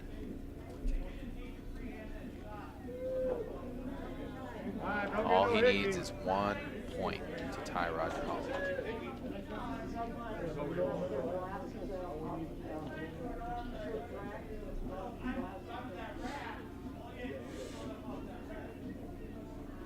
Whatever he does, he cannot throw these weights off the end of the Nope, board. he cannot get a hit right here. Looks pretty good. It's a great grouping. Yep. I don't know if you can clear them all, but he can get 3 of them for sure.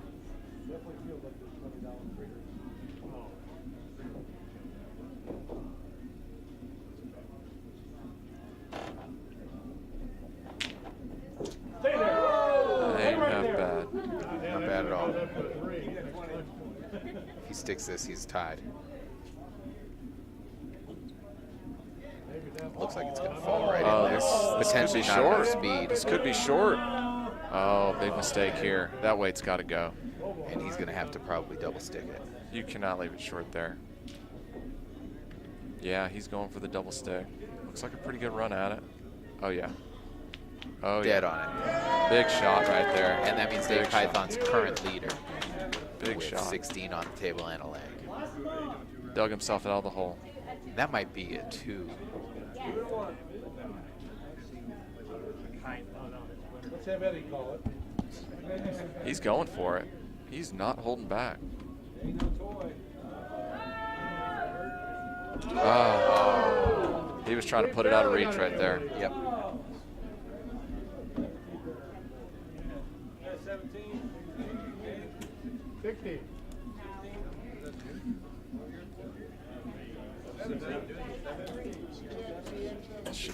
Should be 17. Is that a deuce? Yeah. Should be 17. You know, 18 would have been really nice there. Yeah.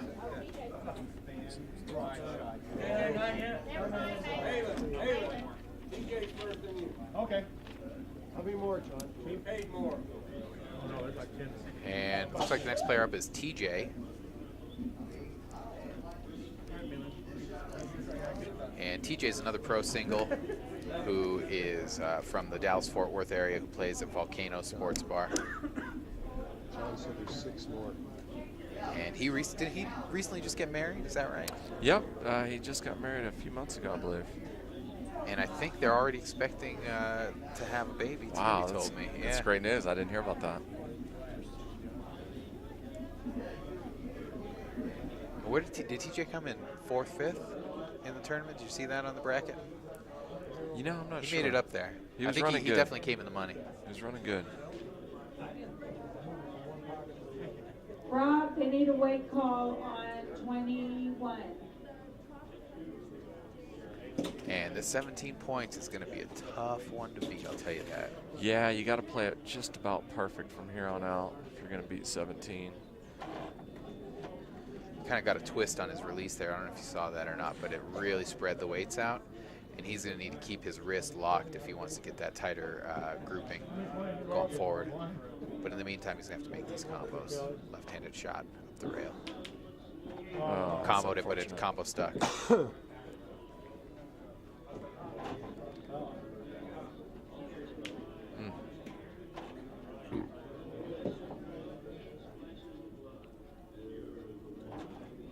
And he's going to need to pick that one out at least and then stick for 2 here.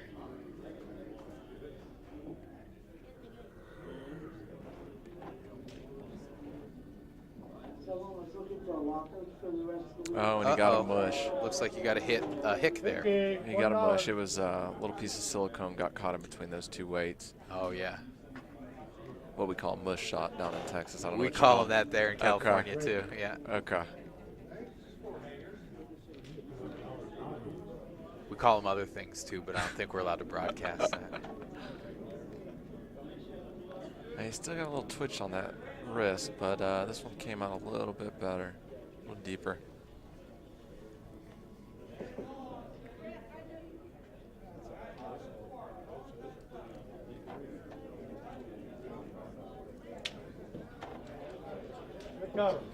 And that was a nice combo there. Looks like he's going to come up and try to get just past that on the right side. Very good shot. Yep. Oh, good try, good try. He's got 2 for the leg. Now he's really going to have to do something here in order to catch up to Dave. Yeah, he's going to need a 4-ball here. And there's another short weight. Kind of been the theme of the week. Yep. Got to really throw him down there.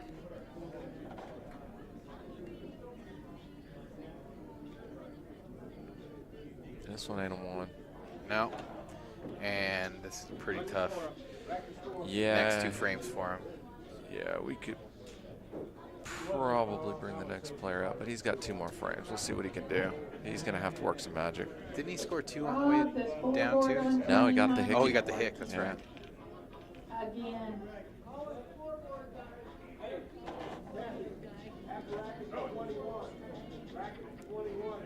He's begging for it to go. Yep.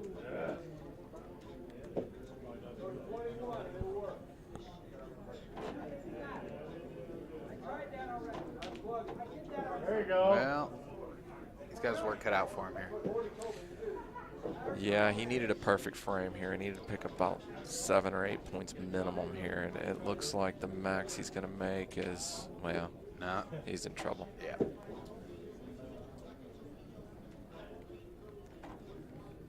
Yeah, I don't think there's any possible way he's going to see double digits in this game. Set himself up.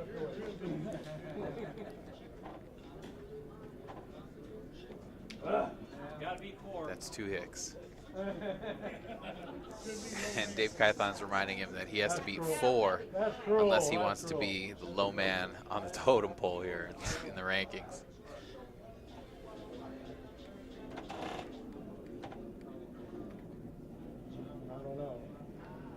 He pushed for it. And that's all she wrote. We have a new low score, ladies and gentlemen.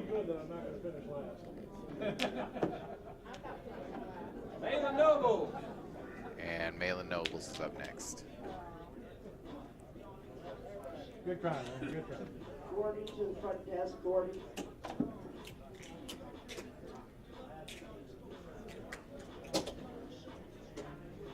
Malin claims to be the best in the world at this. I don't know about you. This guy makes a living at treat, girl. And the guys are saying that Malin is one of the world's best at crazy eights. He's got a really good firm span. Is that right? Yeah, it does set up well for this game. You know, you can blast them off, you can stick all the weights, roll them, drive them.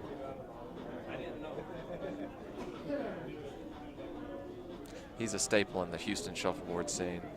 Yeah, I see he's pretty active in instructor's corner and different places online too, and it seems like he's always willing to help out some new players and teach them the game. He's always up for a game, that's for sure. I just hope I don't draw him too slow.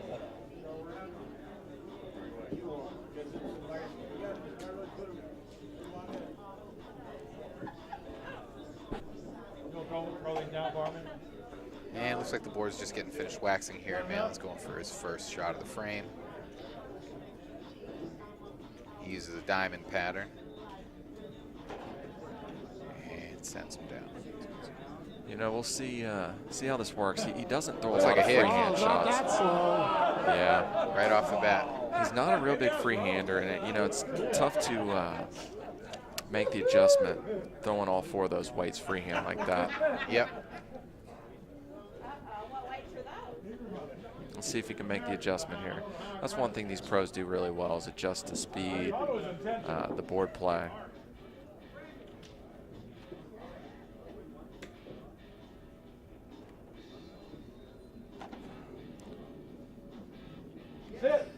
This looks a little better.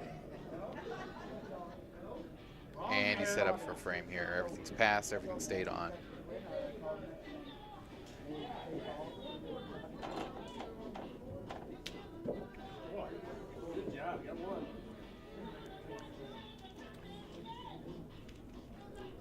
And it looks like he's taking a right-handed shot at that angle.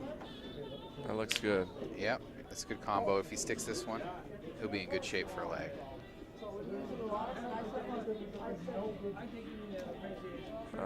It's trouble. Now he's got to stick that for 2.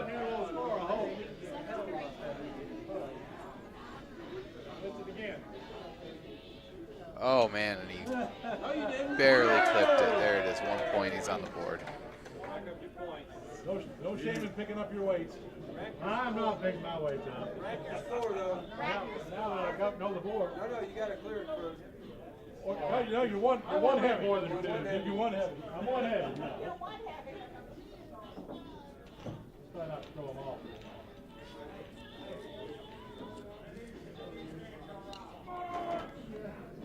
And he sends him down.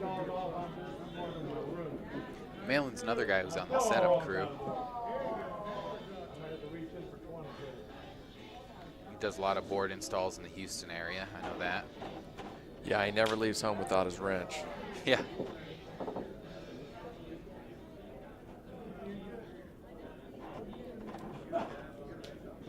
Oh man, he wanted that combo there.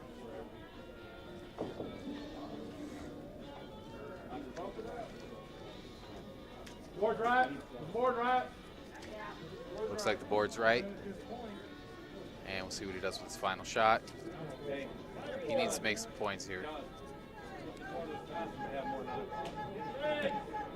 And he lagged up short. Come on, take the ribbon.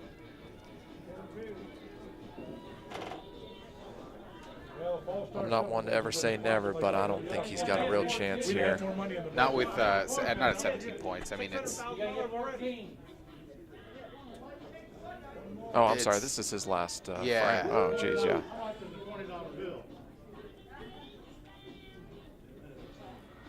How many is the most points you've ever seen in a?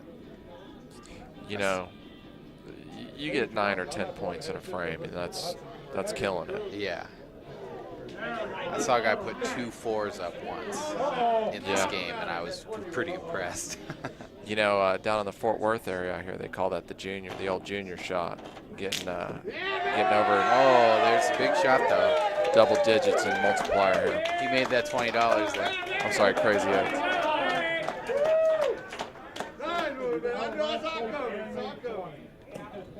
And he knows he couldn't win, so he just goes ahead and picks up his weights. That's a classy move there. He'll take his $20 and roll. Thank you, John. My pleasure. Never worked so hard in my life. Okay, for all the spectators, it's $50 drawing. You have to be present to win. You have to have a ticket, and if I call you, you don't come up, I call the next one. So $50 a spot. All right, who we got up next? Looks like it might be Mark Gray. Standing close. The KC Kid, Mark Gray. And Mark is a Missouri Shuffleboard Hall of Famer. Great shuffleboard player. And really good guy. He's on the setup crew as well. This is our defending champion when we did it a couple of years ago. That's right. Last time we did this 2 years ago, Mark Gray took first place. And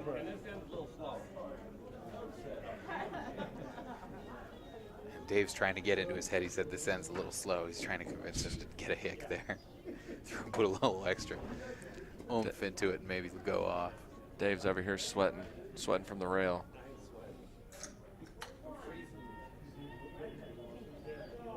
He says he's not sweating. He says he's got ice water running through his veins. There it goes. All four And off. Dave wasn't lying. Dave wasn't lying. He told him it was a little fast. I guess he didn't believe him. Did he tell, I thought he said he was slow, and then he was trying to get him to switch. So maybe he got into his head. Who knows? Either way, anytime you talk to somebody right before they shoot. That end's a lot faster. And again, Kaitan says that end is faster than the other end.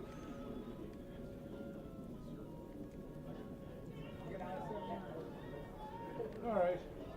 And he's on the board, ready to shoot. But taking away an entire frame of scoring opportunities from yourself is really putting yourself in a hole when you got to score 18 points to win. You got to make some big noise. That's not bad, but he doesn't have a clean stick here. It's going to be a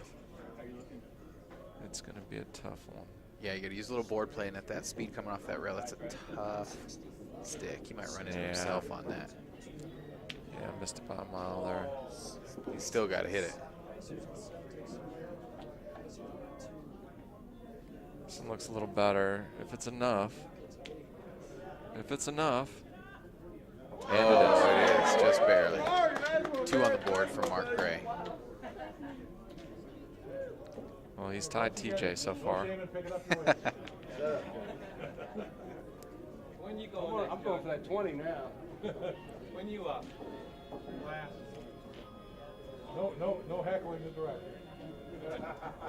You want to bet on that? There's going to be a lot of heckling. And he sends that group down. Another pretty good grouping here. There's a shot at it, looks like. Oh, that one that just ran kind of made it a little tougher. You can still get 3 of them off here, though. Yep. Look how tight those 3 are. If he hits that square, he's going to get all of them. Oh, just about unfortunate there.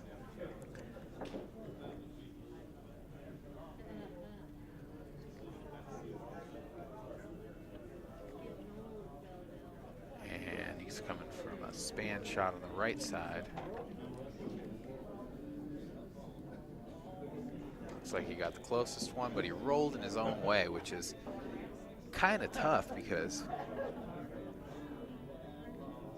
last time we saw him clip his own. There he goes. That's 2 staking, and now he's ready to lag.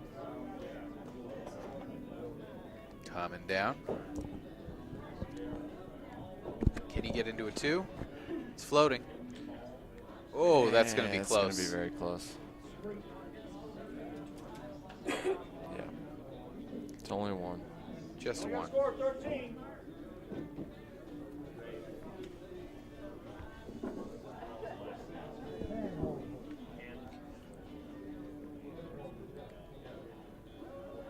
And send it down for his last time through.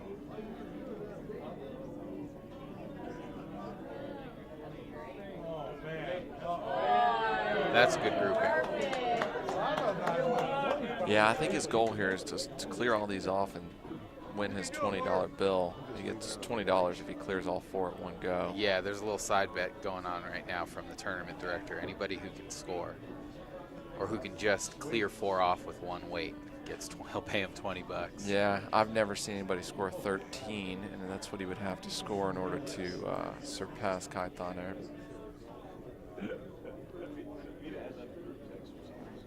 I don't know about it. He didn't really throw it with a whole lot of vigor there.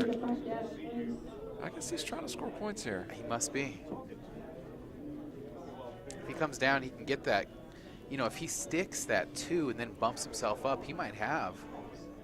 a 6 or 8 point frame. I think he's going to try and roll off that short blue, roll into his red. Maybe open it up for a stick he on threw that that really soft there. That's confusing there. I'm not sure what he was going for. Well, it's open for a double stick combo. It's a tough angle. I think he gets into that. If he does hit the red, it's going to get into that shallow blue a little too heavy. It's going to have to be a perfect shot. He's going for it. Coming in. Oh my word, he almost made it. Well, and he's got options here. I mean, he could actually stick and roll for a 4 here. Maybe. He could score 10 here. I don't think he could score more than that. 10 would be impressive. Oh, it'd be the biggest single frame so far.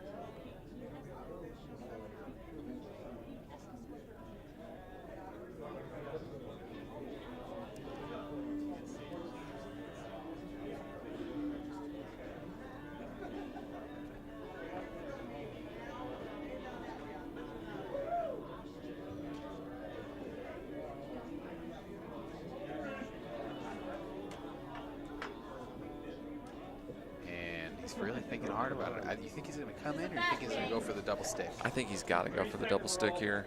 That's the only way he can get more than. No, he's going for the clean stick.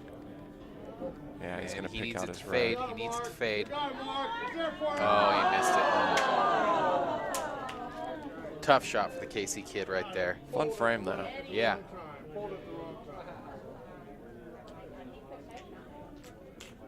All right, next up we've got Eddie Villarreal, young gun out of Austin, Texas, one of the fastest moving players in the history of shuffleboard. I'm actually going to be stepping out, and Dan Gustin is going to be coming back to the microphone.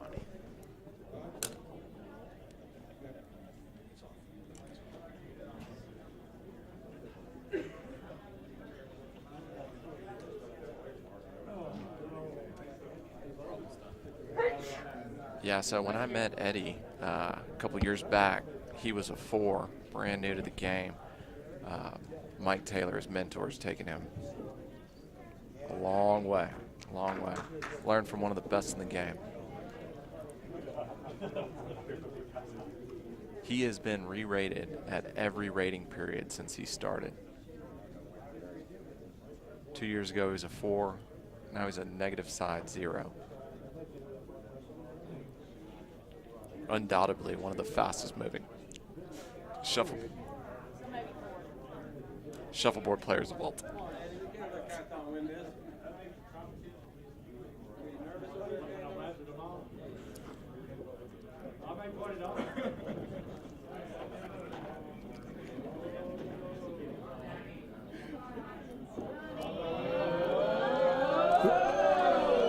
Oh, he got real aggressive there.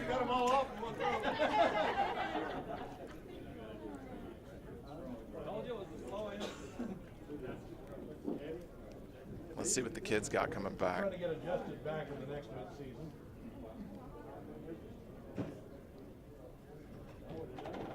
He made a heck of a run in the singles this year. Coming out, beat a couple pros right out the gate. Bobby Voorhees sent him to the loser side, and then Ryan Pearson put him out. But there's a fine shot.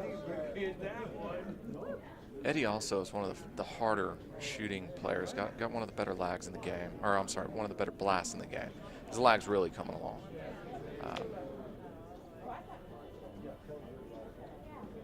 Blast shots are very Roger-like. Roger throws those real hard blast shots.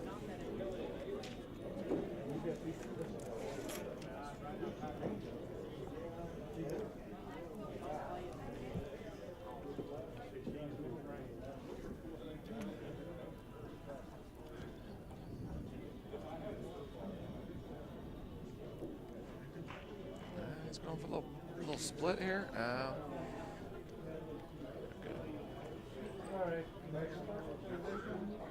Now he's on the board, at least.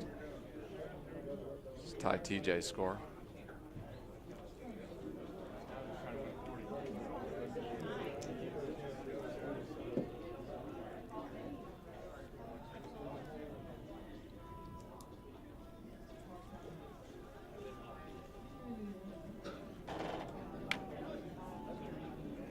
Good group right there. Oh yeah, that's a hell of a group. Oh yeah. Well, he's got options here. He could clear them all. I would probably go. Just a reminder, some of you that have been asking, we are going to try to run some round robins tonight. It'll probably It's a pretty be good around shot. 7 o'clock. He's got a stick combo there.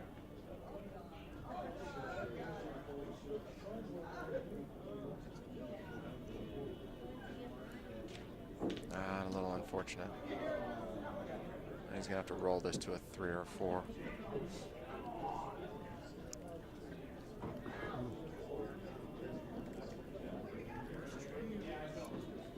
I don't think he threw it.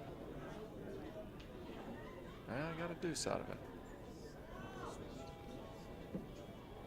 Now the pro shot here would be to split that deuce to 2 3s.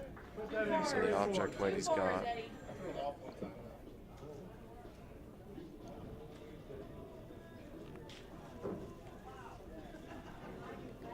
Let's see what he's got here. You gotta throw it. Got a little nudge out of it. Not exactly what he was looking for.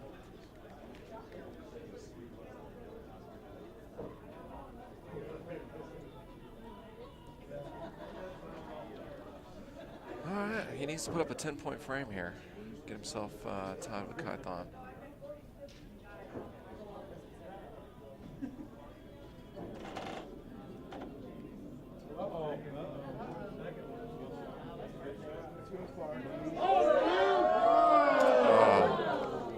And there it goes.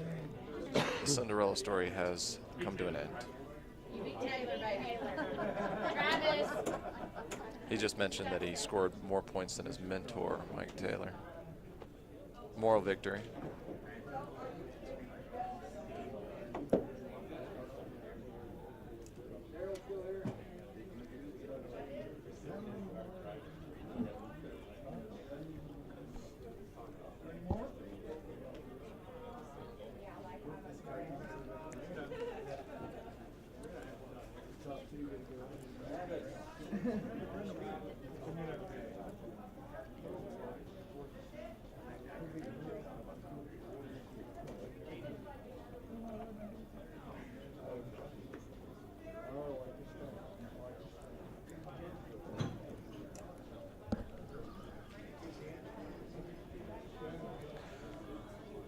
Looks like we've got Travis Ward coming up.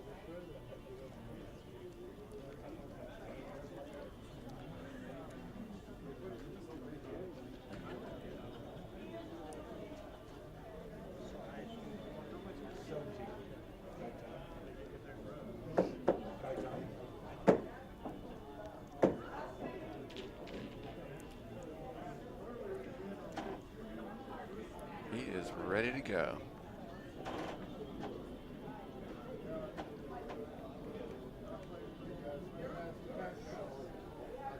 A little short. Took out of a bunch.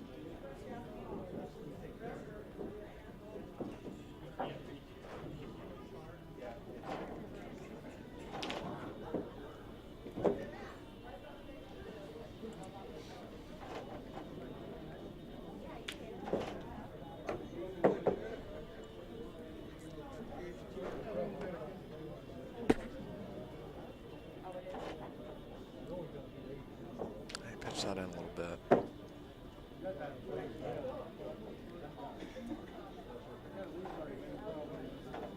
Let's see if he can lag him a 3 here. He's going to need a pretty good lag. Ugh.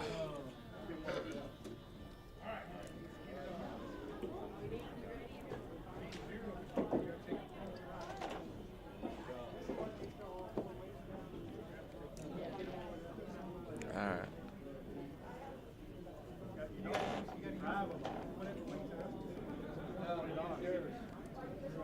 There you go. There you go. Now he could clear these first 3 off, leaving that deuce open, which would be ideal. And he hit a little crooked. And he got up and shot that one pretty quick. I don't think he's kind of given up.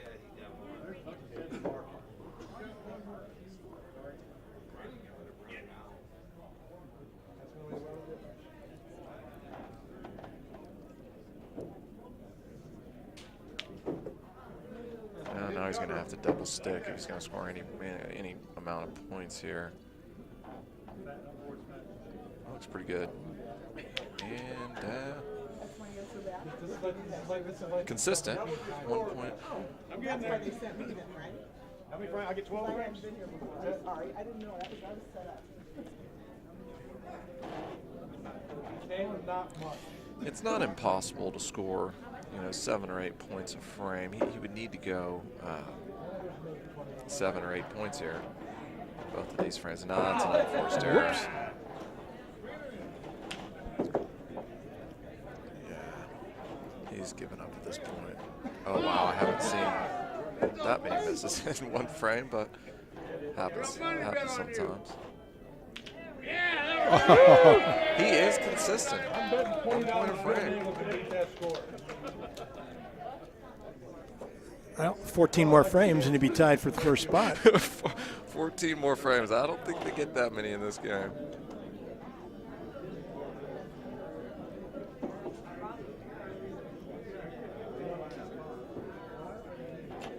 This would have to be a marvelous combo. Well,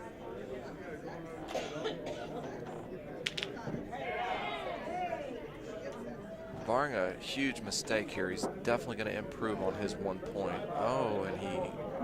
Well, maybe not. I think he's practicing a shot with that. He must be getting ready for the 4-man tomorrow. Second low. Well, at least he beat TJ. Consolation prize. Heavy.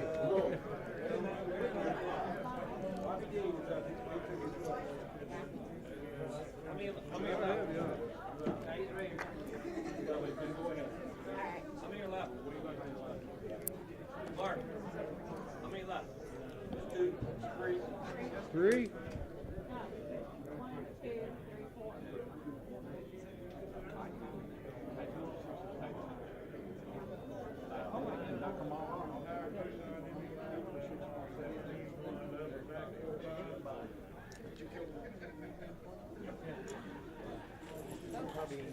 And guys, I need to make a little correction.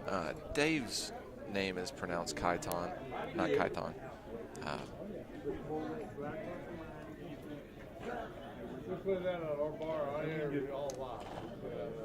It's a German name. It's got a TH in it, but it's actually pronounced Kaiton. Big Dane. Big Dane. Yeah. All right, so we got Bobby Dean here. Bobby Dean! Oh, damn, Big Dane. What in the hell? Oh, man, I think they all 4 hit the backboard there. Now, Bobby Dean's a big fan of actually pro wrestling.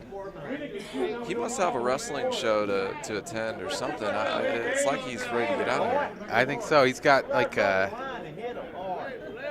little Andre the Giant in him or something. No. Yeah, he did. He put a little extra on those. Oh, man. Back-to-back kicks. Oh, man, he put a little Hulk Hogan into that one. There's maybe the little Macho Man Randy Savage. Yeah. Bobby, make a quick exit. I think he's pretty much strictly going for that $20 4 at this point. Yeah, again, I mean, 9 or 10 points is not impossible, but it's tough. Now, Bobby came in second place against Bill Melton in the last pro singles. He did. He shot really well last year. There you go. There you go. Hell yeah. Yeah, he's going to need to clear these off and lag as good as the best lagger in the world if he's going to. All right, he's in trouble now. Yeah, he's toast. Yeah, put 2 4s up there. Crowd's calling for 2 4s.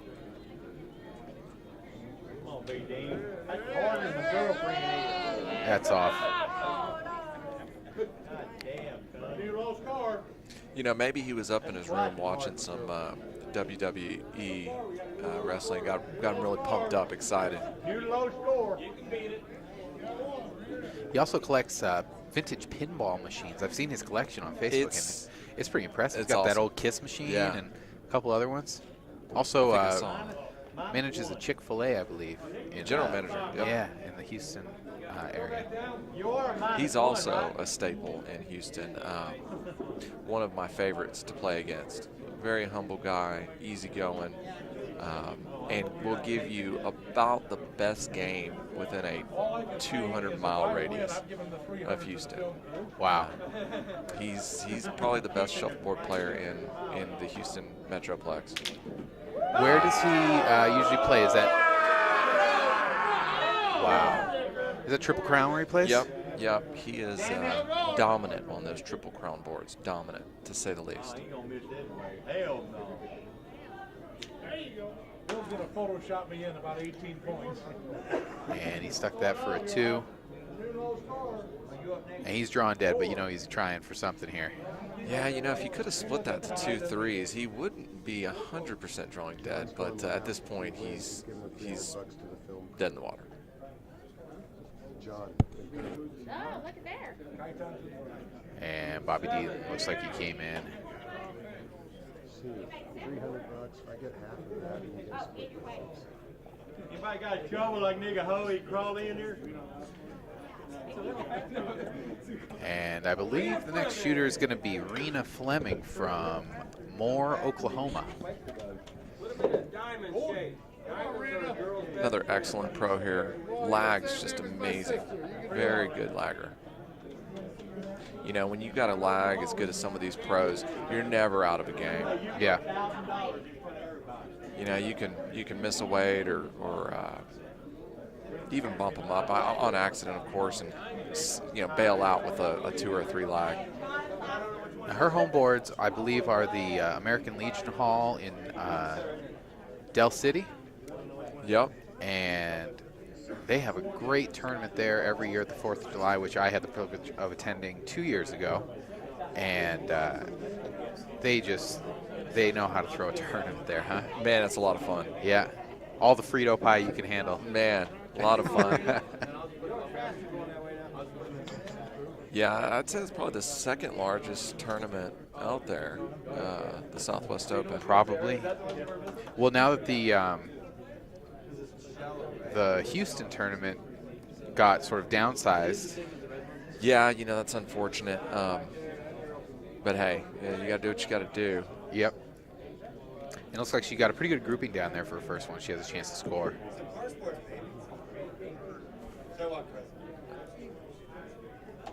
And with a strong right-hand shot, it looks like she actually missed the whole thing. Oh, Rita. She's got a little nerves working, maybe. Yeah, I don't think she's had a whole lot of camera time. There it goes. Nice combo.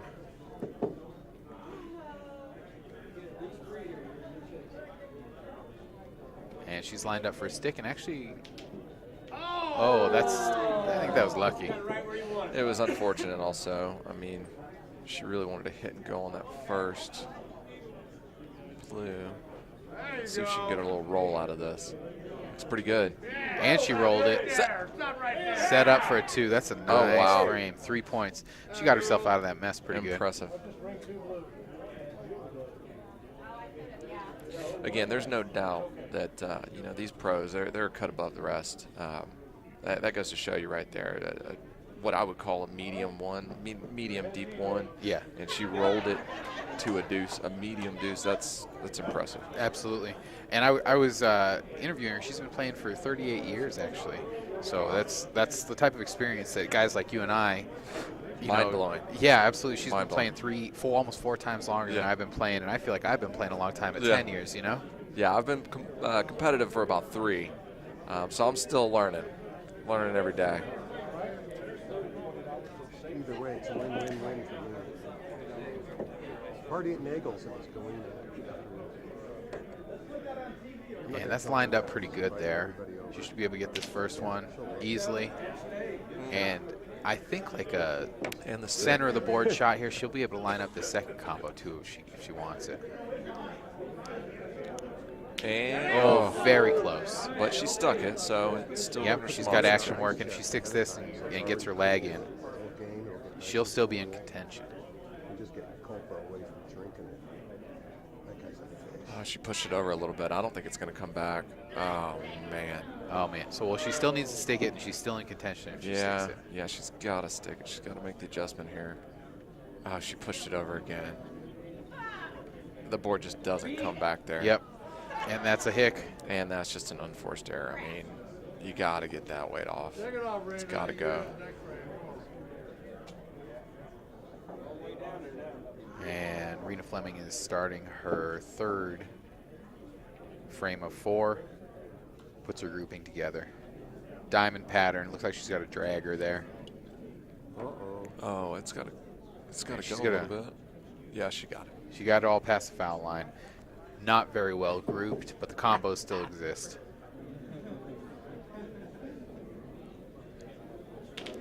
There it is. Well, there's the first combo. And you notice when she combos, she sticks every one, right? And she's shooting hard, too. That's big in this game.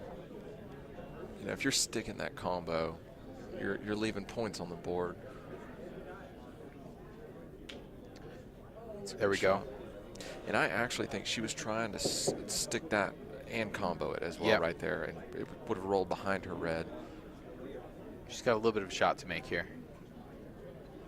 It's drifting, though. She likes it. Oh, Good shot. All right, now she needs a 3 here.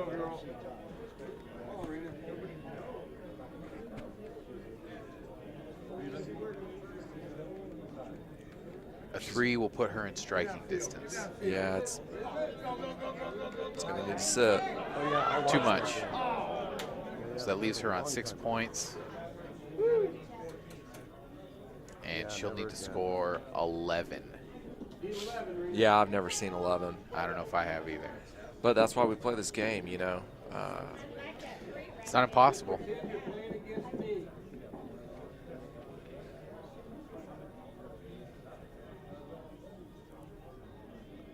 Good deep 4 ball.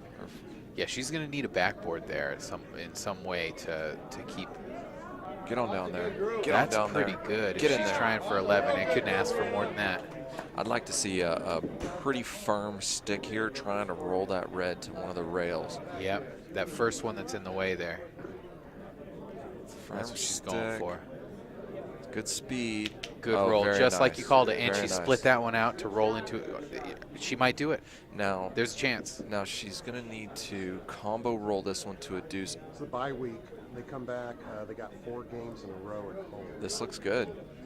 I think she's done it.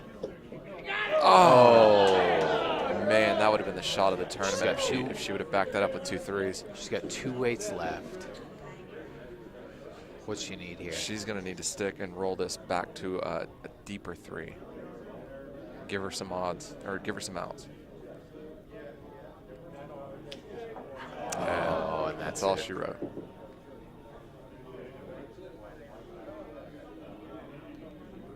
And that's it for Rena Fleming from Moore, Oklahoma. Looks like she's going to end this with 1 point. But at least she beat TJ. At least she beat TJ. Most importantly, she beat TJ. Good job, Rena. There's no shame in her game, though. I mean, any pro in this room will tell you that she'll give you more than you want in any situation. Yeah, I saw her and Junior play at the Southwest Open in Del City. Yep. And, man, I was blown away. I mean, both of them were shooting just amazing. And, you know, if you needed to roll one buried, they were rolling it buried. I mean, he had his hands full, and he'll tell you that himself. She just played amazing. I think she got second in. Is that right? In singles out there. She played amazing. And it looks like the next player up is Ty Bain from Central California. And Ty is actually in addition to being a pro shuffleboard player, a pro poker player. Yeah, he told me that he made the final table of the main event in 1999 Absolutely. He's one of the top. Yeah, final table, but that was before poker got big. That was before the moneymaker boom. Exactly. I caught on after the moneymaker boom, but still, even in 1999, I mean, there was probably 1,500 players that ponied up $10,000 to get in. Not sure what he cashed in that tournament, but it had to have been a pretty good ticket. And Ty is one of several players who learned the game from actually Dave, who's got the lead right now. And Larry Newell was the other guy who taught Ty how to shoot. And Ty's got such a reach. I mean, I think he stands at about 6'3", 6'4", maybe more. I'd say at least 6'4". And so, oh, and there's a great shot right there. Absolutely. And he's got angles that don't exist for a lot of players. Not only does he have a good reach, he's got good hands. He's got a lot of different shots. Real smooth release. Very nice, yeah. He's a basketball player as well. Real athletic guy. Natural ability. Nice, too. And smart. Yep. Smart player. And there's 3 points right there. It's a good start. Oh, I'm sorry. He's got another weight left. Weight coming. Oh, we've got action. He might here. be in contention here to have a nice big frame. If he gets a 2 or 3 in there, then he's got a chance. He's going for a clean lag here. He's not going to try and split the deuce into 2 threes, which is probably the proper thing. That looks good. Nice very shot, nice. Ty. Very nice. Very good. All right, that's a heck of a start. Yep.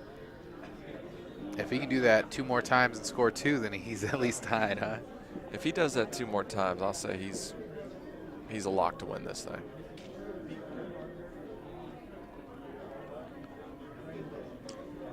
And he grabs that grouping right there. Gave split it a push. Up. Yep, they split up though. It's going to need to sit. It's going to need to sit. Too heavy. Oh. Man, started off with such promise. Now he's got work to do. He can still do it though. Yeah, he's going to need to average a little bit better than 5 a frame here on out. He's going to need to score 6 and 7 just to tie. Or no, I'm sorry, to win. Yeah, I use that a lot too. And this is the end he likes. They split up there. He kind of twisted his wrist and he turned it into 2 groupings of 2. And it looks like they're lined up all right there on the left there. My mic is on.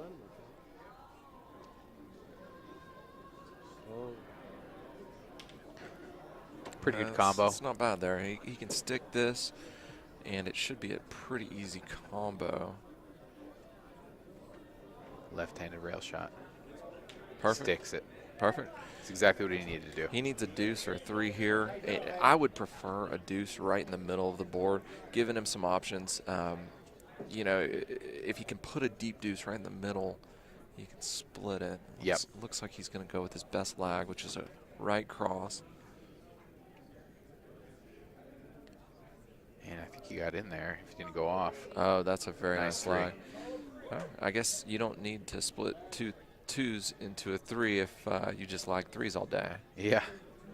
Just a reminder to everybody, 9 o'clock in the morning for the team event. And he's This going got in there some opposite. potential. Very Get in good there. lag. Wow. Oh. All right, we got a 6-point frame there. Man, if he only would have kept those weights on last frame, he'd really have some action here. Absolutely. He's not out of it, though. Not at all. All he needs is 4 here to tie. No, No, 6. no. 6. 6 to tie. 6 to tie. My bad. That's not impossible, though. Yeah, I'd put his odds maybe 1 in 6 opportunities, 1 in 7 opportunities to score 6. I mean, those are 2 amazing frames, 5 points and 6 points. If he could have only kept himself up with maybe even a 2-point frame, he'd be in the driver's seat right